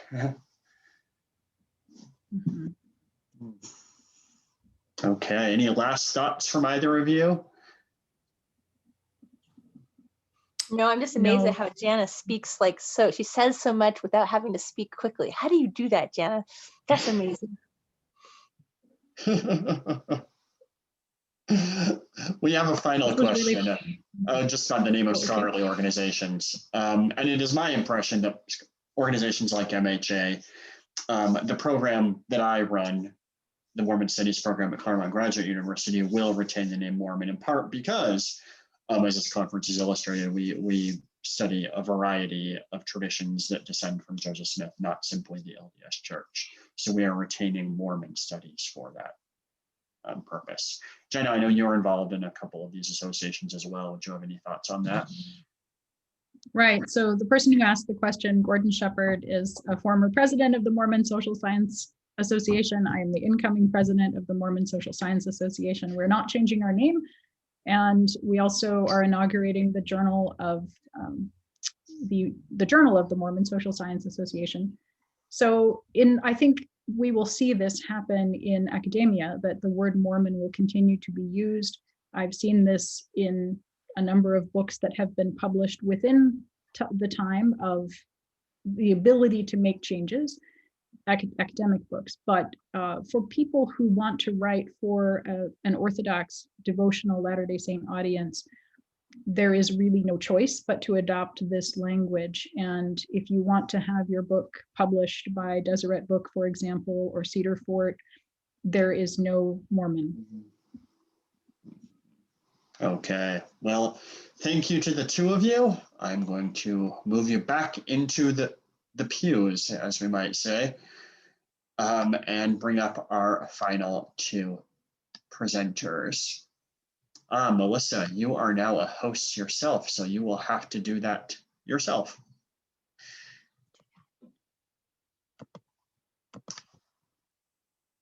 Let's see. You have stopped my video. Yeah, you can, if you go to presenters, click on participants at the bottom of the screen, and then go over to your name and hover over it. I'm hovering over myself. How do I get myself to stop being a host? I have options for mute and more, and rename, and invite. Perhaps we'll just have you mute then while you're figuring that out.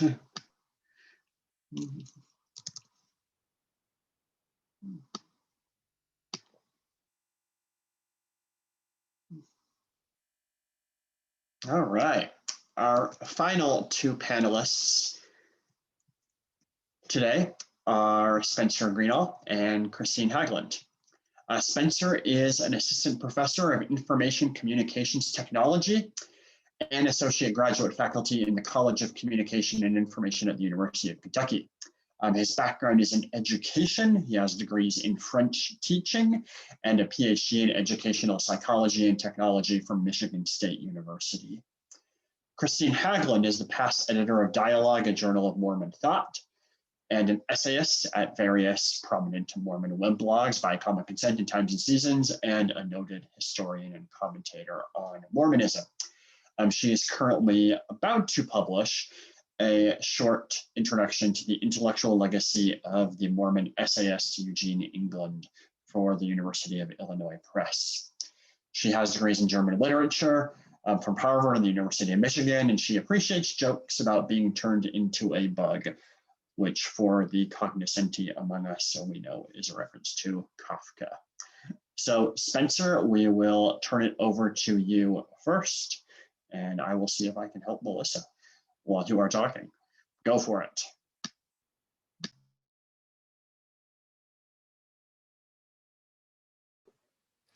All right.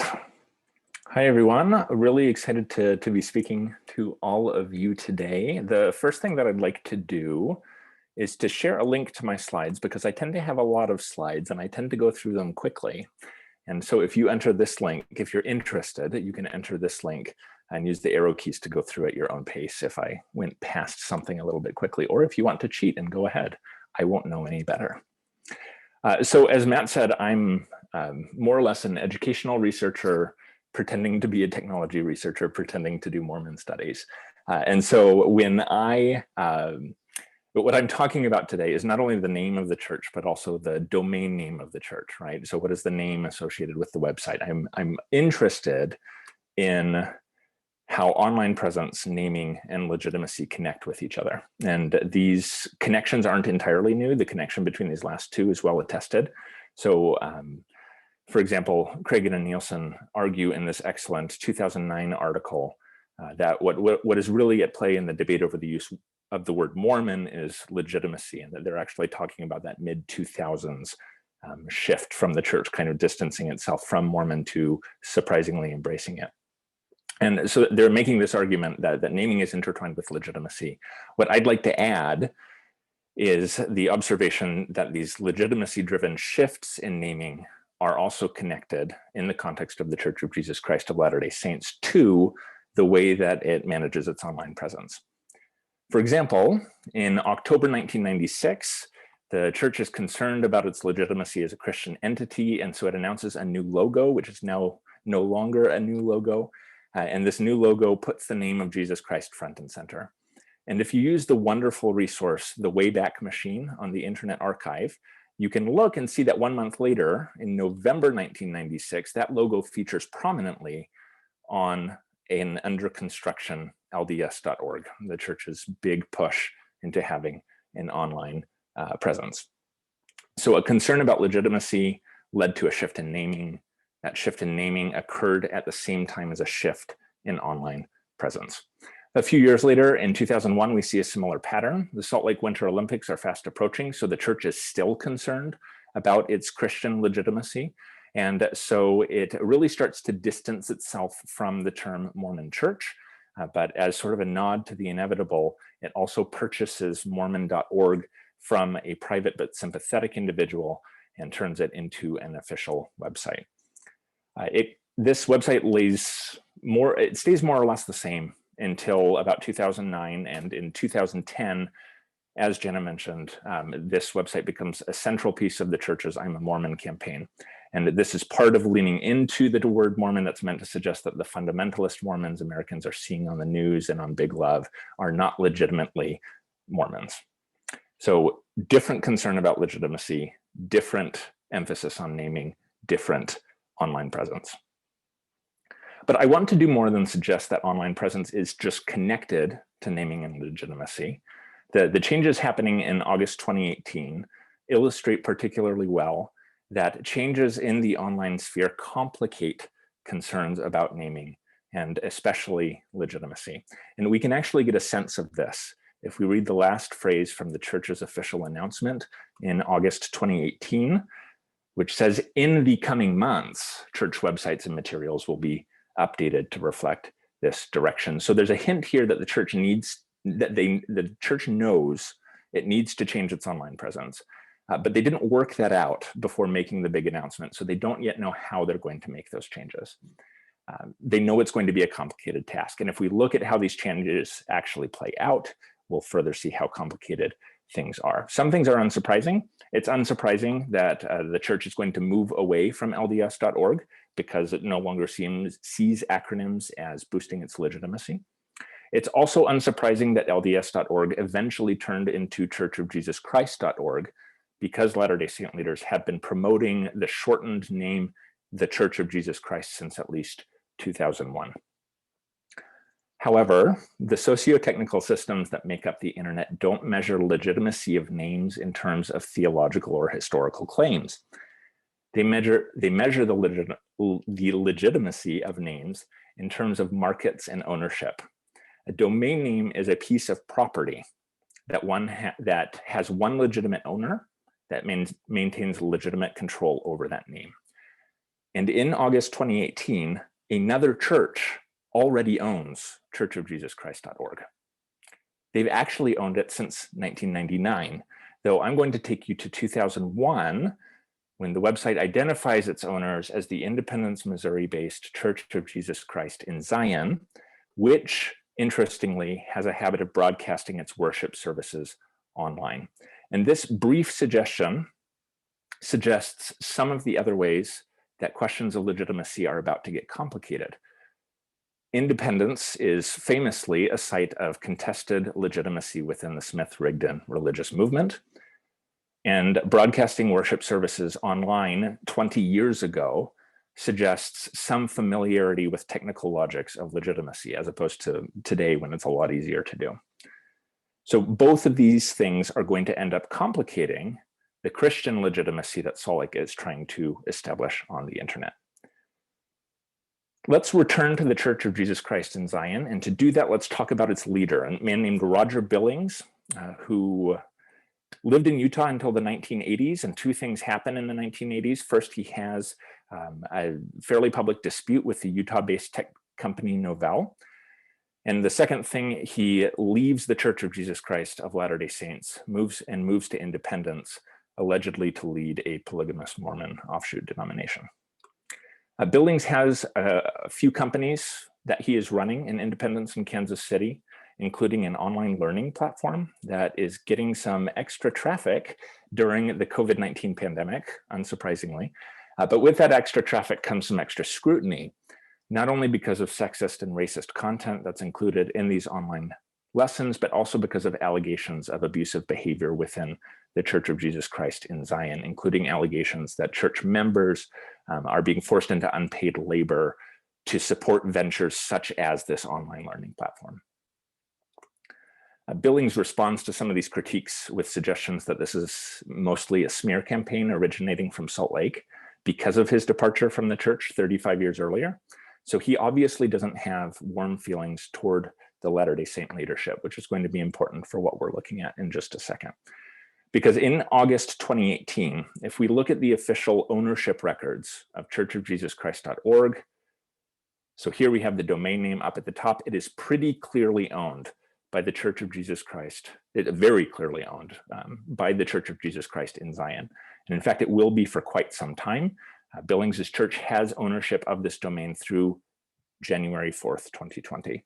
This means that until January 4th, 2020, unless they're going to maintain near total control of this domain name. And they will maintain that control until they sell it, they let their ownership expire, or they get it taken away from them in court. And that last option, while possible, is very, very unlikely to happen. Within a week of the Latter-day Saint leadership's announcement about their name emphasis, though, things start to change. Continuing to look at these domain name ownership records, there's a change on August 22nd that signals that the website's owner is sort of unplugging the domain so that trying to visit it doesn't actually take you anywhere. These records are updated again on October 5th to indicate that a transfer is now pending.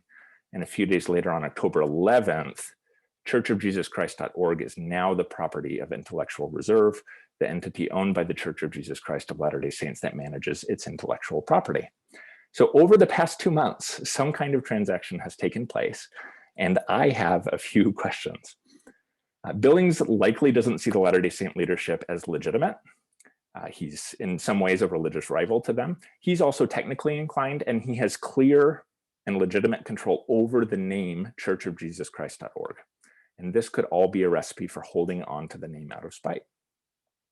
On the other hand, the Church of Jesus Christ of Latter-day Saints is rather large and famously wealthy, and Billings obviously eventually consented. So what convinced Billings? What did those negotiations look like? How much money was on the table? And how did the church feel about presumably conducting a high-value transaction with a controversial group of polygamous Mormons? I can't answer any of these questions in detail, but for that last question, we do have a little bit of a hint. Over the last, sometime within the past few months, the Internet Archive's history of churchofjesuschrist.org prior to March 2019 has been erased, conveniently omitting the history of this domain name prior to its use by the LDS Church. I was surprised by this because I was collecting data from the archive around the same time. So I reached out to the Wayback Machine and I asked, hey, by chance, did Salt Lake put you up to this? And I eventually got the response that they couldn't possibly comment on any particular website, but just so I was aware, archives can be excluded from the Wayback Machine, from this Internet Archive at the request of a rights holder. So not a firm answer, but I would guess that the church isn't eager to advertise its association with this other denomination. And if that's the case, the question emerges, why didn't the church try something else? For example, the church's official style guide is pretty keen on the article "the." So if churchofjesuschrist.org is being used by another denomination in the Smith-Rigdon movement, why not go for the churchofjesuschrist.org? And in fact, I wouldn't be surprised if this alternative was the first choice of the church. But since at least 2003, the churchofjesuschrist.org has been the official domain name of the Church of Jesus Christ, which is sometimes referred to by outsiders, and to the frustration of actual members, as we've talked about earlier today, as the Bickertonites, which is the third largest denomination in the Smith-Rigdon movement. So in September 2020, a man named Christopher Cunningham, who's the managing editor of the Latter-day Saint Focus Public Square magazine, he sits down with David Noyce and Peggy Fletcher Stack at the Salt Lake Tribune to talk about the past 2 years of this change in emphasis on the church's name. And he notes that this Pennsylvanian cousin, the Church of Jesus Christ, was really the only consistent American contender for the name Church of Jesus Christ, and concluded that their Salt Lake cousins leaning into the name must be very frustrating for them. In fact, I guess that this has been frustrating not only for the past 2 years, but at least for the past 2 decades. The church started using this abbreviated name, the Church of Jesus Christ, which again is the full name of their Pennsylvanian cousins. They started using this name as early as 2001. And at the time, Dallin Oaks explains to the New York Times that part of the reasoning behind this decision is because no other major Christian body in the United States has laid claim to it. And given the relatively small size of the Pennsylvania-based church, this is technically true. But it still leaves out the fact that there's another Book of Mormon believing denomination that does use the name. So take a step back. The church's changing of its domain name from LDS.org to churchofjesuschrist.org is a natural step in its emphasis on its full name, which is a response to concerns about its Christian legitimacy. However, in order to change that domain name, it had to wrestle with 2 other kinds of legitimacy, because the legitimate owners of the domain names it probably wanted were other claimants to legitimacy as heirs to Joseph Smith's 1830 Church of Christ. The changes to the church's social media presence over the past 2 years also illustrates these intersections and tensions, and it's where I'll be concentrating for the rest of my presentation. If you visit churchofjesuschrist.org today, you'll find an explanation that the church social media accounts are in the process of being consolidated to give greater emphasis to the full name of the church. And this consolidation effort is pretty considerable. For example, in August 2018, so around the time of the change in emphasis, the English version of LDS.org lists 27 Facebook pages or groups associated with church institutions, not people, just institutions. But in April 2021, the equivalent page on churchofjesuschrist.org only lists 4 pages or groups. Now, to be clear, many of these pages that have been taken off the list are actually still active. They've just been removed from the list for whatever reason, but there's still no denying that there's some trimming going on. And while talking about Facebook, I'd like to concede, of course, that all of this gets a lot messier outside of the English language. So if we take my beloved French and visit the French language version of churchofjesuschrist.org as it stands this month, its description of the church's Facebook presence hasn't substantively changed since 2018. So it continues to list these outdated pages, which, by the way, are actually in English. So they're a little irrelevant for 2 reasons. And to be fair, the church has other elements to its Francophone online presence. But those other elements have some of their own problems related to social media presence. And all of this to say that English has clearly been the first priority here, with a second caveat, of course, that French isn't the best example to use for a test case. Spanish is almost certainly the second language priority of the church.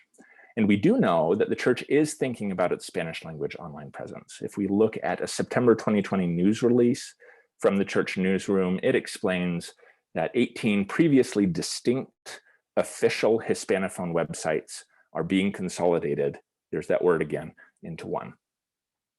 So again, we're seeing this word consolidated come up again. And earlier when we saw that word consolidated, the rationale was that this was all about the name change, right? Or the shift in naming.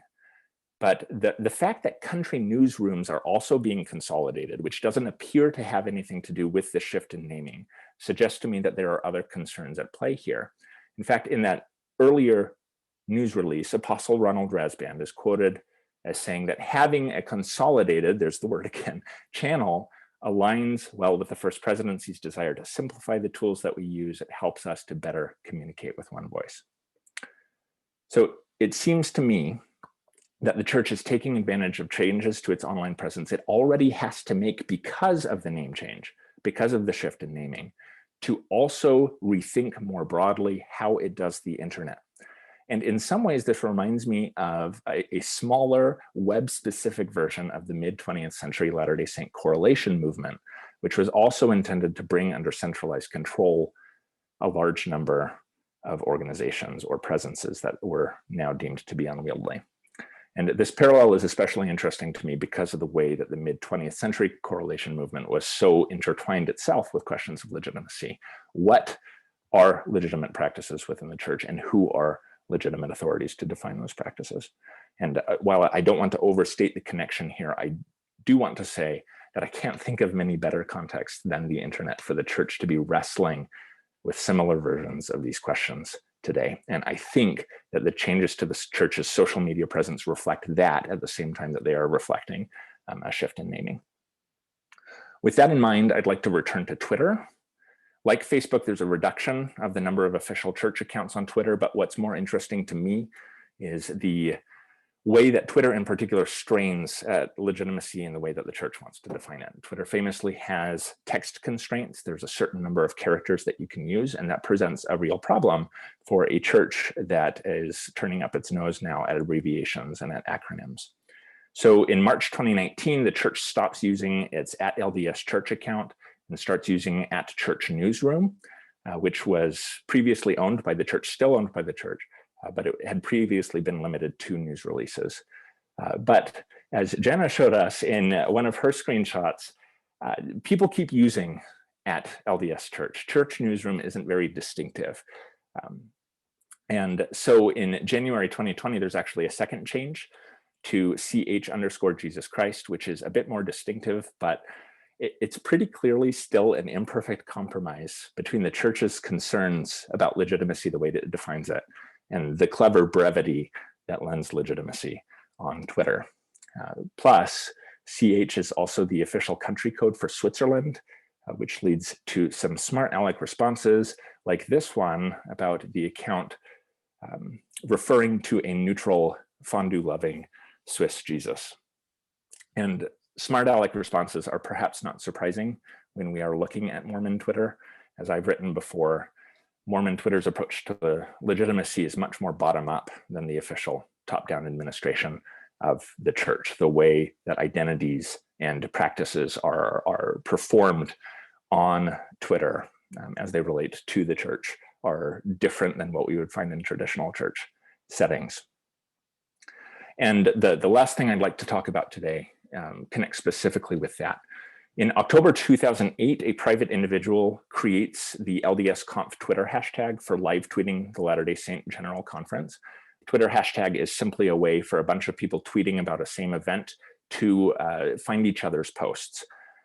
A few years later, in April 2013, the church lends its official blessing to this grassroots efforts.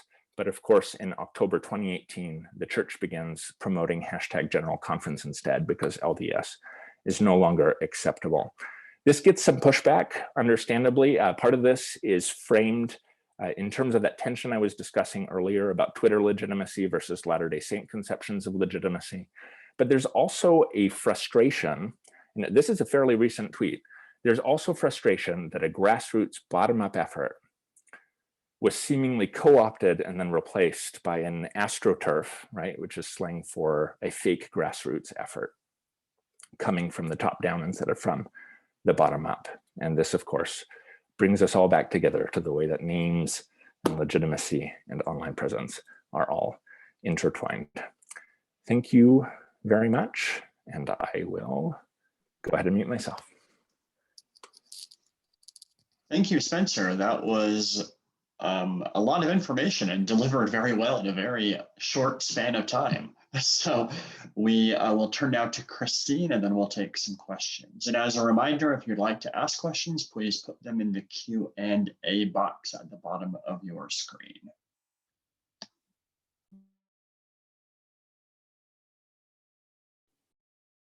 Okay, so the bad thing about going last is that all of my clever points have already been made. So just imagine that there were many of them that I've cut. The one unique contribution I can still make is to take us back a little bit further in time than we have gone. in considering the 2018 name change. The genesis of this current push to eschew Mormon in favor of the Church of Jesus Christ may lie in a disagreement between then Elder Russell M. Nelson and Elder Gordon B. Hinckley, laid out in conference addresses in April and October of 1990. Elder Nelson gave a talk called "Thus Shall My Church Be Called," in which he noted that parents who carefully choose a name for their child may be offended by others using nicknames for their child, and posits that a Heavenly Father might feel the same way about the name of his church. He spends the body of the talk examining the elements of the Church of Jesus Christ of Latter-day Saints, Saints, Latter-day, Jesus Christ, and the church. It's a very narrowly focused talk, fairly brief, and it even insists on the capitalization of the definite article as having religious significance. He concludes by quoting a warning from the Doctrine and Covenants, which says, "Let all men beware how they take my name in their lips. Remember," this is Nelson quoting God from the Doctrine and Covenants. "Remember," he added, "that which cometh from above is sacred and must be spoken with care. Therefore, just as we revere his holy name, we likewise revere the name that he decreed for his church." 6 months later, Gordon Hinckley delivered an address entitled "Mormon Should Mean More Good." He began by citing Elder Nelson's talk and commending a rereading of it to his audience. He then continued with his characteristically winning smile to flatly contradict the thesis of Nelson's address.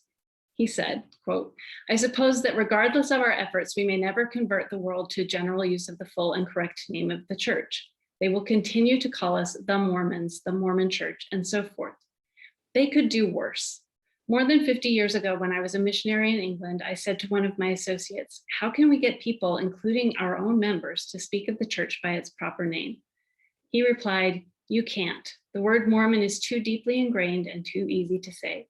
He went on to say, I've quit trying. While I'm thankful for the privilege of being a follower of Jesus Christ and a member of the church which bears his name, I'm not ashamed of the nickname Mormon. Look, he went on to say, if there's any name that is totally honorable in its derivation, it's the name Mormon. And so when someone asks me about it and what it means, I quietly say, Mormon means more good.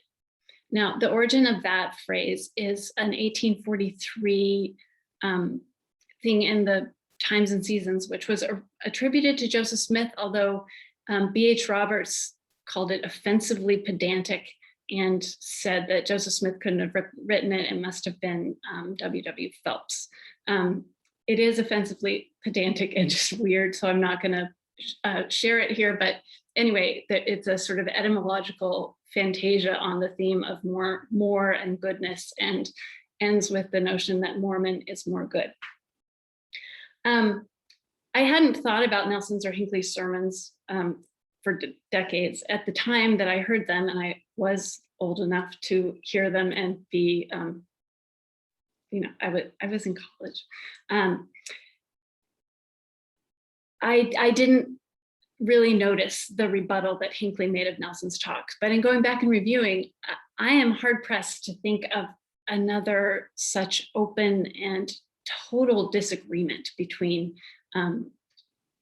general authorities over the conference pulpit. Maybe there are some, and you'll remind me in the Q&A, but I couldn't think of any. It really is kind of startling. But I didn't remember it, and probably most Latter-day Saints wouldn't remember it either, except that soon after Russell M. Nelson became president of the church, he took up the issue again. The newsroom, and I hope someone here is writing a dissertation about the role of the newsroom in the last decade, issued a statement in a new style guide in August 2018, which we've talked about at length, so I'll skip some of this. But the portion that Matt quoted at the beginning, when it comes to nicknames of the church, such as the LDS Church, the Mormon Church, or the Church of the Latter-day Saints, the most important thing in those names is the absence of the Savior's name. To remove the Lord's name from the Lord's church is a major victory for Satan. When we discard the Savior's name, we are subtly disregarding all that Jesus Christ did for us. He was especially insistent that the internal audience of church members change their practices, but he made no concessions to the needs or sensibilities with outsiders with an interest in Mormonism. Unsurprisingly, groups comprising entirely Latter-day Saints are intended for an exclusively insider audience, and these are just the ones that I belonged to at the time and remember the conversations about the name change, like Latter-day Saint Women's Stand and Latter-day Saint primary music leaders had an easier time navigating the change. The more difficult adjustments were in organizations that included non-Mormons or members of restoration churches not affiliated with the Salt Lake-based church, Mormon History Association, Association for Mormon Letters, Mormon Women for Ethical Government, and of course, the Mormon Tabernacle Choir. Latter-day Saint practitioners of Mormon studies face a particularly difficult set of choices. The church's official statement says that when speaking of the movement generally, quote, the term Mormonism is inaccurate and its use is discouraged. When describing the combination of doctrine, culture, and lifestyle unique to the church, the phrase, quote, the restored gospel of Jesus Christ is accurate and preferred. In an academic context, using the restored gospel of Jesus Christ to describe culture or lifestyle makes no sense. That is, it is not merely cumbersome, it just doesn't work syntactically. If I were a film professor, for instance, and titled a paper something like Coming of Age on a Mission, Rites of Passage in Restored Gospel of Jesus Christ Films, no one who hadn't read the paragraph I quoted from the handbook would have any idea what I was talking about. If I said Church of Jesus Christ of Latter-day Saint films, readers might mistakenly conclude that I was talking about films produced by the curriculum department. And even worse conundrum, I think, is that no one will ever use the restored gospel of Jesus Christ in a paragraph like this one that I'm going to show you from Willa Cather's My Aunt Tonia. Let's see if I can do this. Speaking of people who were in college in the 90s.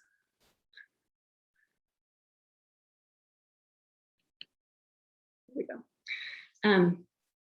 All the years that have passed have not dimmed my memory of that first glorious autumn. The new country lay open before me. There were no fences in those days, and I could choose my own way over the grass uplands, trusting the pony to get me home again. Sometimes I followed the sunflower-bordered roads.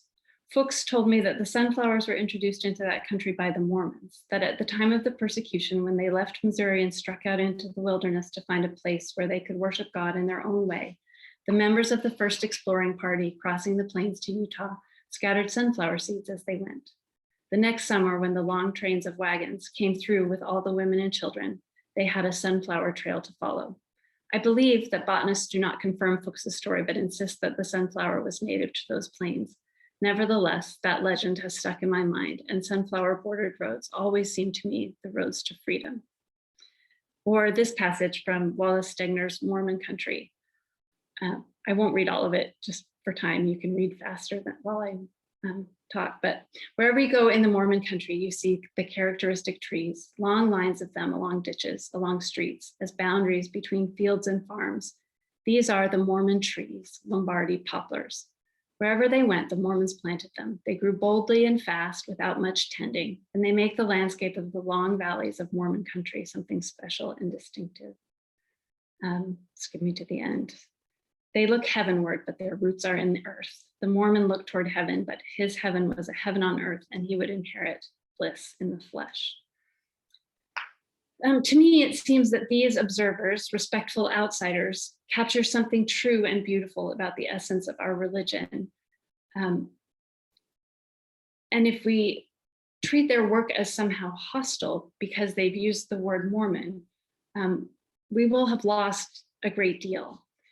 Stegner captures here and elsewhere also the sense that Harold Bloom had of Mormonism as, quote, a religion that became a people.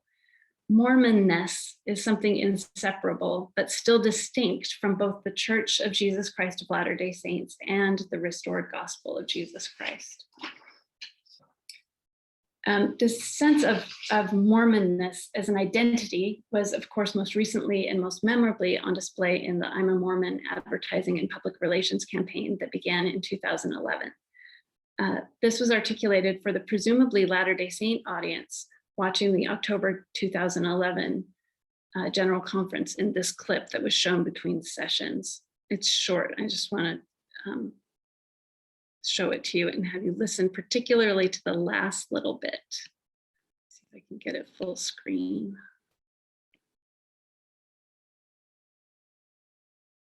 Maybe.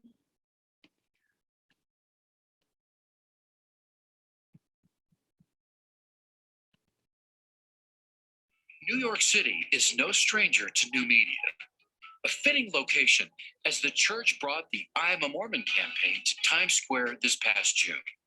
Billboards, signs on taxi tops, and inside subways featured images of many of the members' colorful profiles, along with a statement, I'm a Mormon. The ads refer viewers to the Mormon.org website, where they can read about more than 30,000 individual church members and have their questions personally answered online. Elder Richard G. Hinckley says the church has been using media for the last few decades, with efforts focusing more on what they believe. Now, efforts are focusing more on who they are because of what they believe. The campaign is being launched in additional cities across the United States. New York City is no stranger to new media.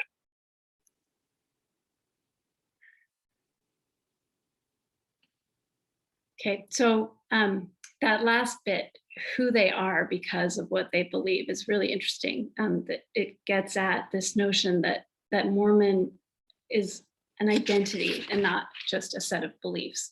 And the neither of the terms that the church offers in their style guide get at that sense of identity. At the time of that campaign, Michael Otterson described it this way. He said, being a faithful Mormon is to live a life of commitment, marital fidelity, parental responsibility if blessed with children, honesty, and health consciousness. It is to follow the teachings of Jesus Christ as best they can. It also means recognizing that most of the time we fall short of our own ideals and those that Jesus Christ set for us, but that through repentance and forgiveness, we can start afresh and do better. The Mormons in these spots all believe this in the deepest part of their soul. They don't necessarily wear it on their sleeves. They may not push it down your throat, but if they say with conviction, I'm a Mormon, you can count on the fact that it's more to them than just a label. So you can hear him trying to get at these questions of belief and identity and relationship to the outside world, what it means to be a Mormon and be a Christian without shoving it down someone's throat.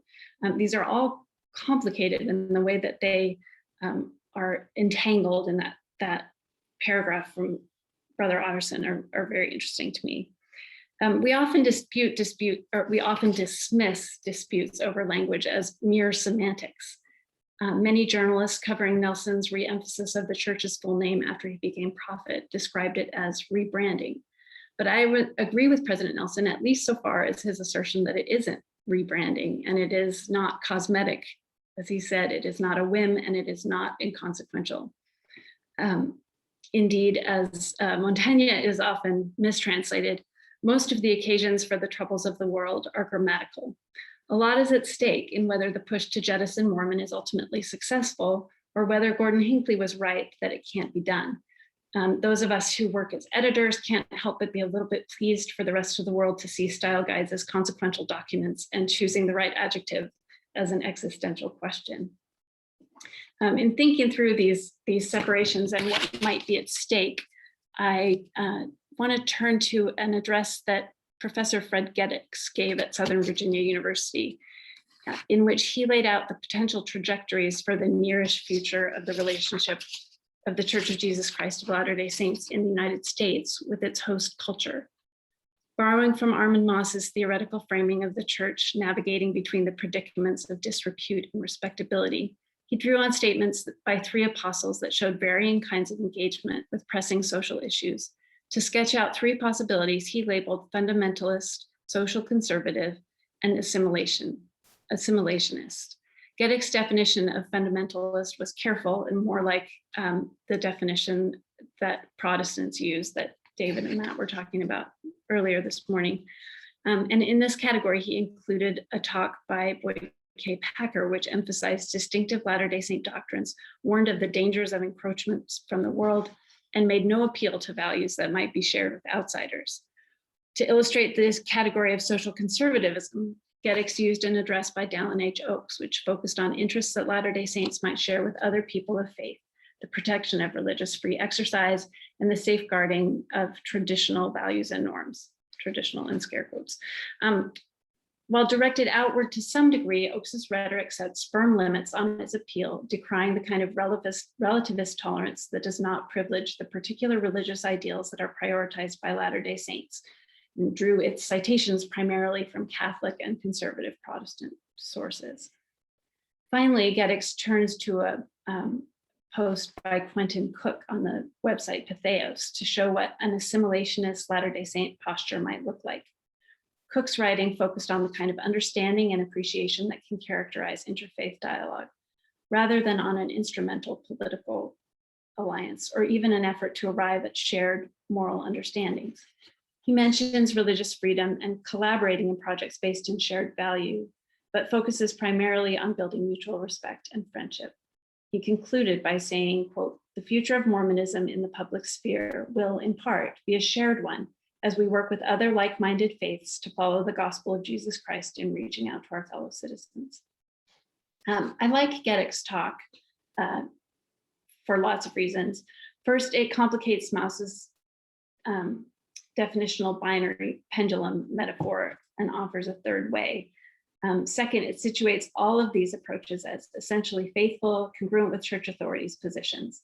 And finally, it makes almost explicit the obvious but rarely articulated truth that what often gets referred to as the world comprises both those who are defined as threats to Latter-day Saints and also all of the potential Latter-day Saints we would like to convert. The question of what we call ourselves obviously fits into these larger questions about how we relate to the world. We can read President Hinckley's and President Nelson's remarks as pretty clearly fitting into the fundamentalist and assimilationist categories that Geddes laid out. Nelson's approach is fundamentalist in that it draws exclusively on revelation from God and Latter-day Saint scripture as warrant. In the now infamous line from his 2018 sermon about a victory for Satan, it casts the issue of naming as part of an existential war between good and evil, with battle lines starkly drawn and no possibility of diplomatic compromise. Indeed, the subject position of non-combatant or respectful outsider is completely eliminated.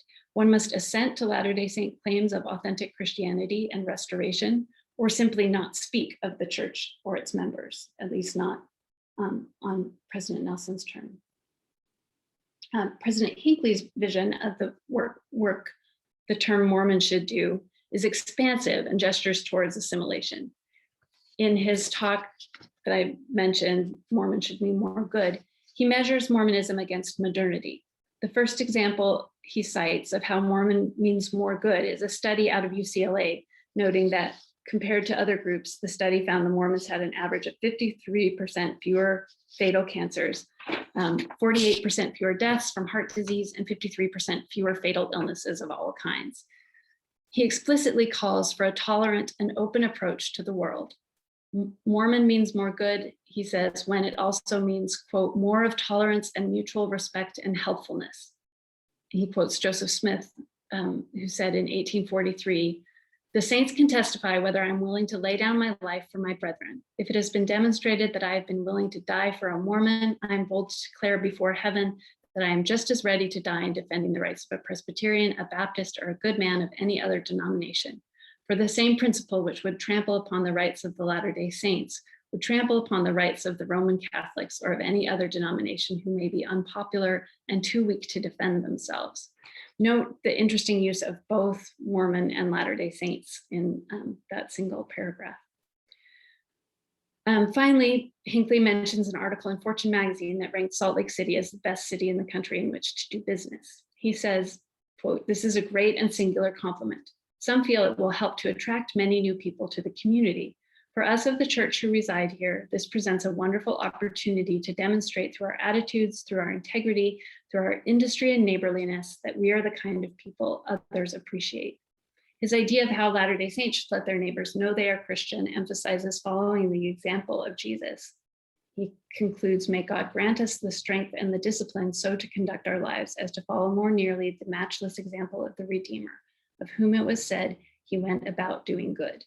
This is exactly Geddicks's assimilationist category, members of the church as helpful contributors to the society in which they live, establishing goodwill and friendship as ends in themselves. I want to turn now to a recent long-form article in The Atlantic by McKay Coppins, which I'm sure you've all read. He takes up these questions and he articulates the Maussian paradigm that Geddicks draws on quite nicely. Let me see if I can find my slide again.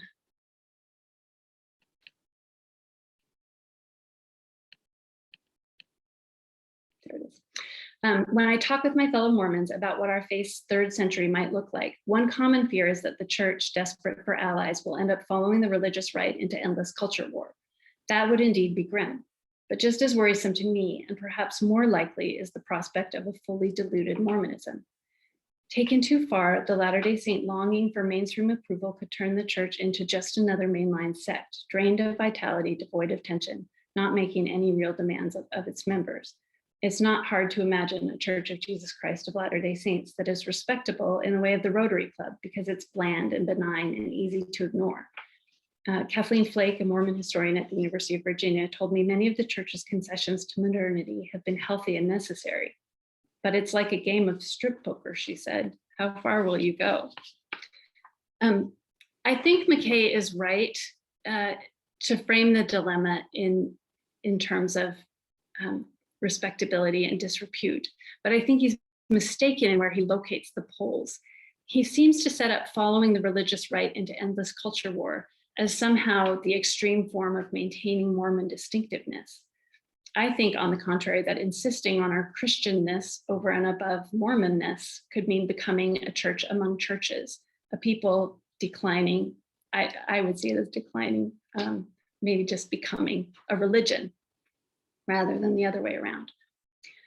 What he sets up as potentially a diluted Mormonism, making continuing adjustments to modernity, adapting to new scientific understandings, sacralizing a variety of family forms, giving women leadership roles and autonomy that puts them in the vanguard of the culture, and resisting the siren call of unfettered capitalism, would be at least as distinctive and true to the doctrine of the restored gospel of Jesus Christ as it would be to become the only right-wing megachurch that does not serve coffee after Sunday services.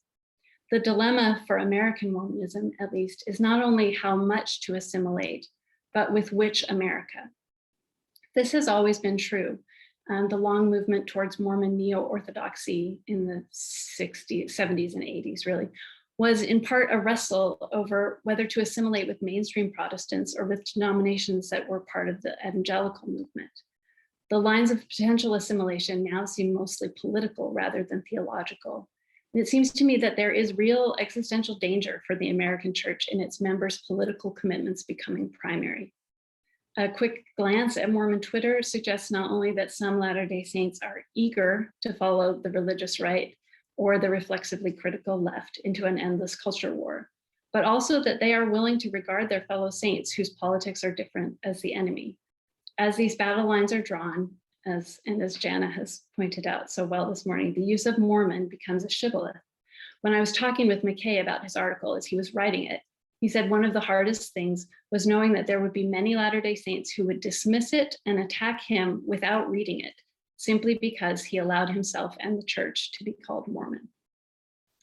In a way, the possibility of these sorts of internal boundary maintenance show the growth of the church.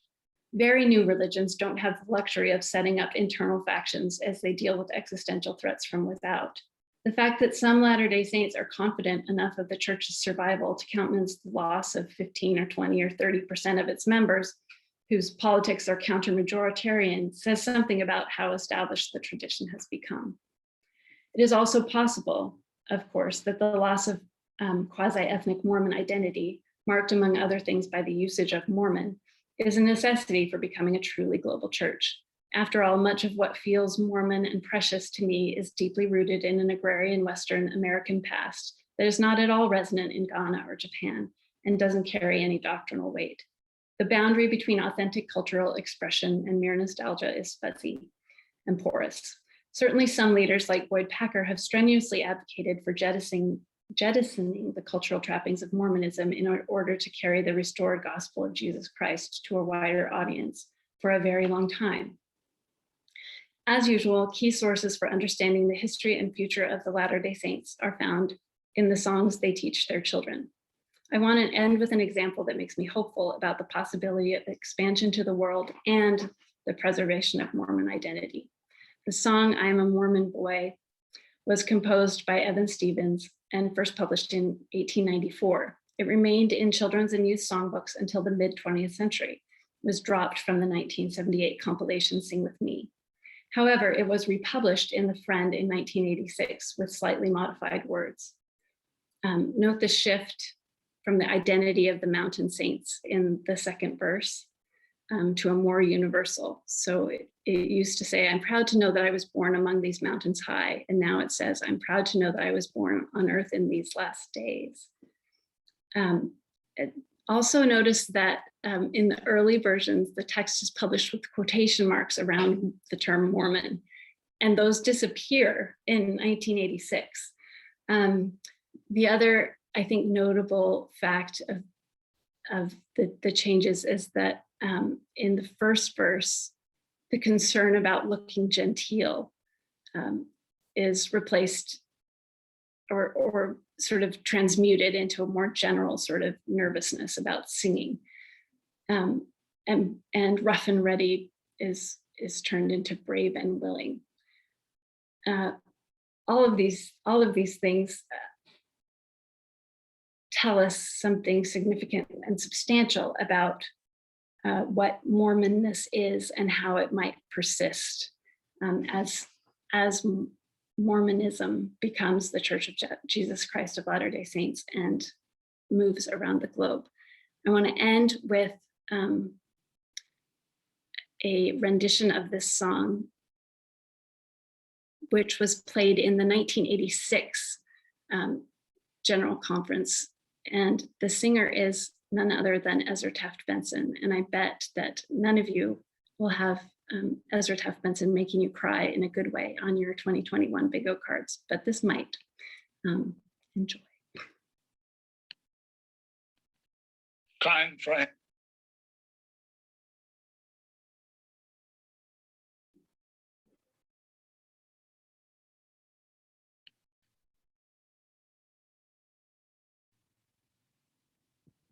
Kind friends, as here I stand to sing, so very queer I feel, that now I've made my bow, I fear I don't look quite genteel.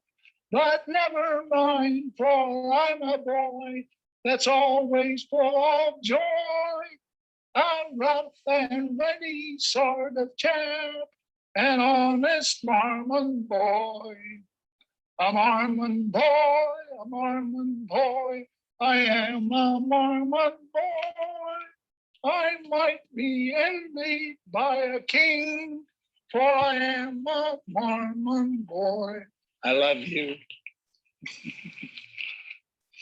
And you and all of you.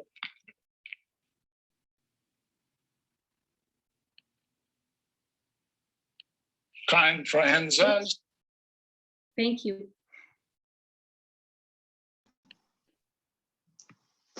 That was wonderful, Kristine, and yeah, that's a great video of Benson.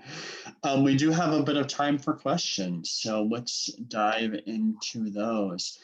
We have an interesting question here. Maybe the two of you might have some comment on this. Does selective forgetting play a role in legitimacy, and what role does the internet play in that process of selective forgetting and legitimacy? So either of you might have something to say about that. Spencer, you take that one. They said internet. They said internet. So I think selective forgetting is a subset of a broader thing, a broader issue, which is among many voices, which of those are legitimate? And selective forgetting is sort of a chronological version of that, right? So among the many voices that there have been, do we selectively forget about some of the ones that have existed in the past? But I think that maybe the broader concept is more helpful here, especially when talking about the internet, because not only do we have access to historical sources that we can hear those voices from the past, and the tension between those voices from the past and the voices from the present are brought into, those are brought into tension with each other. But we also have just the multiplicity of voices that can exist. And one of my favorite parts about Kristine's talk was the need for a term Mormonism. And I think it's related to this question of legitimacy. I'm doing some work on Mormon Twitter right now, and Mormon Twitter, as I see it right now, is largely divided between those who maybe situate themselves to the left from the church and who are clamoring for change, and then sort of an arch conservative fundamentalist in the broader sense response to that. And I've been thinking about how I want to write these things up, and I don't want to use the adjective Latter-day Saint because while I have some sympathy towards some of these groups, less sympathy towards others, it would be irresponsible to suggest that either of those have legitimacy in the eyes of the church, I think, because there's a multiplicity of voices, and with so many voices on Mormon Twitter, it's very, very hard to say which ones are legitimate representations of the church and its doctrines, and which ones are not. And to this question of forgetting, right? Certainly the way we synthesize a past has a lot to do with claims for legitimacy, right? All religious movements create pasts that will lead ultimately to themselves, right? That are teleological in some sense, and the internet is certainly a vehicle for creating those and preserving elements from the past that allow us to generate one narrative or another. Absolutely. Yeah, and I think the internet has a recency bias to some extent, just because there's been more things going on that are internet native in the last decade, obviously. But it also means that people can do a search for Brigham Young and the term Mormonism and find out that, oh, he said it all the time. And so did John Taylor. And so the weight of, it may be that the current prophet outweighs the immediate past one, but maybe not all 15 of the past ones. And those are all present on the internet, or at least available. And yeah, the internet shortens time in interesting ways at the same time that it does create a recency bias as well, right? It dilates the past in ways I think that we're not used to. This might go along with another question that's showing up here, which is about the ways in which the institutional LDS Church has engaged with the internet generally, and what its strategies seem to have been, and if those strategies are changing over time. Spencer, you talked a bit about this sort of impulse towards centralization, right? But is that a recent phenomenon or something that goes back to the 90s? That's a really good question, and it would be great for someone to write a history of this, and I don't know enough to write that right now. But I think there have been ebbs and flows. I was looking this out while preparing for this presentation. 1996 isn't the earliest that a church has been on the internet, but it's still fairly early. And in fact, those other domain names that I talked about, the church would have liked to own in 2018. If it had just bought them all up in 1996, it wouldn't have had any problems in 2018. The Church of Jesus Christ of Latter-day Saints has famously embraced media over time. I think up until, and this is my read of it, I'm happy to learn about things that challenge this, but my read is that up until the late 2000s and mid 2010s, it was sort of a cautious approach. And it wasn't until Mormon.org really picked up that there was a really doubling down of it. And there's a really interesting book called Latter-day Screens by Brenda Weber, I think she pronounces her name, and she does gender studies and talks about representations of Mormonism in the media, but she traces the Latter-day Saint embracing of the internet to the mid 2010s, right? In 2014, 2015, she talks about a Russell Ballard talk at BYU, really encouraging people. That might have been earlier now that I think about it. But anyway, I think we see sort of this cautious leaning into it. It's the late 2000s and the early 2010s that the church really starts to lean into it. And again, to go back to one of my main points, I think it's really wrapped out with this idea of naming, right? I think the I'm a Mormon campaign drove a lot of this, which is then, you know, that there's concerns about legitimacy behind that, getting out there and making sure that we're the Mormons, you know, that Latter-day Saints are the Mormons that people are meeting on the internet. And now I think there's a little bit of a pullback. I think it's too early to say, I was making a big deal about that consolidation. I think there's something there. I think it's too early though to say what that something really is. Mm-hmm. Kristine, any thoughts on the history of the church and the internet? I mean, my sense is that they sort of watch things, are often slightly late adopters. I'm thinking about blogs, right? I am blog years old. And, you know, they were cautious and distant. And then there was an effort to try to invite us to the conference center to live blog conference and sort of bring us under their wing. And we were buddies with public affairs for a little while.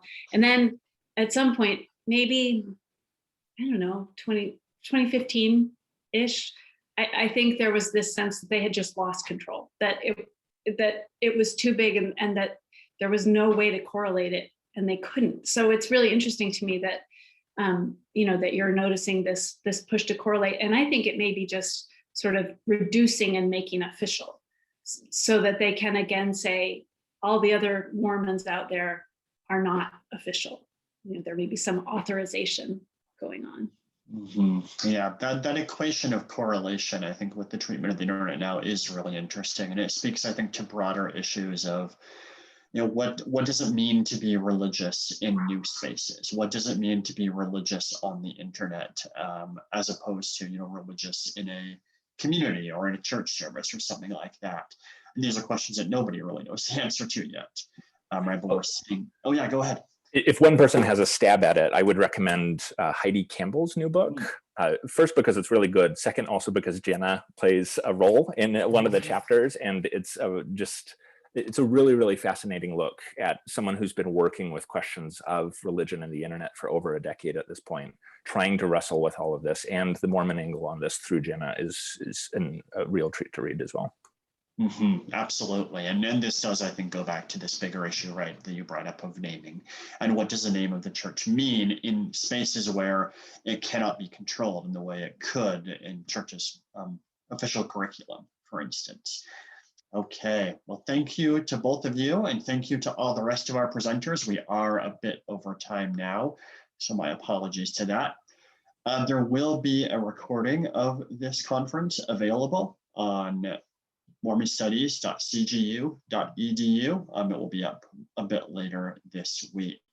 I am grateful again to all of our attendees and to our presenters for making this happen, even in these times of Zoom. We're all sick of Zoom by now, I think, so I'm glad you spent 3 hours on it again, even on a weekend.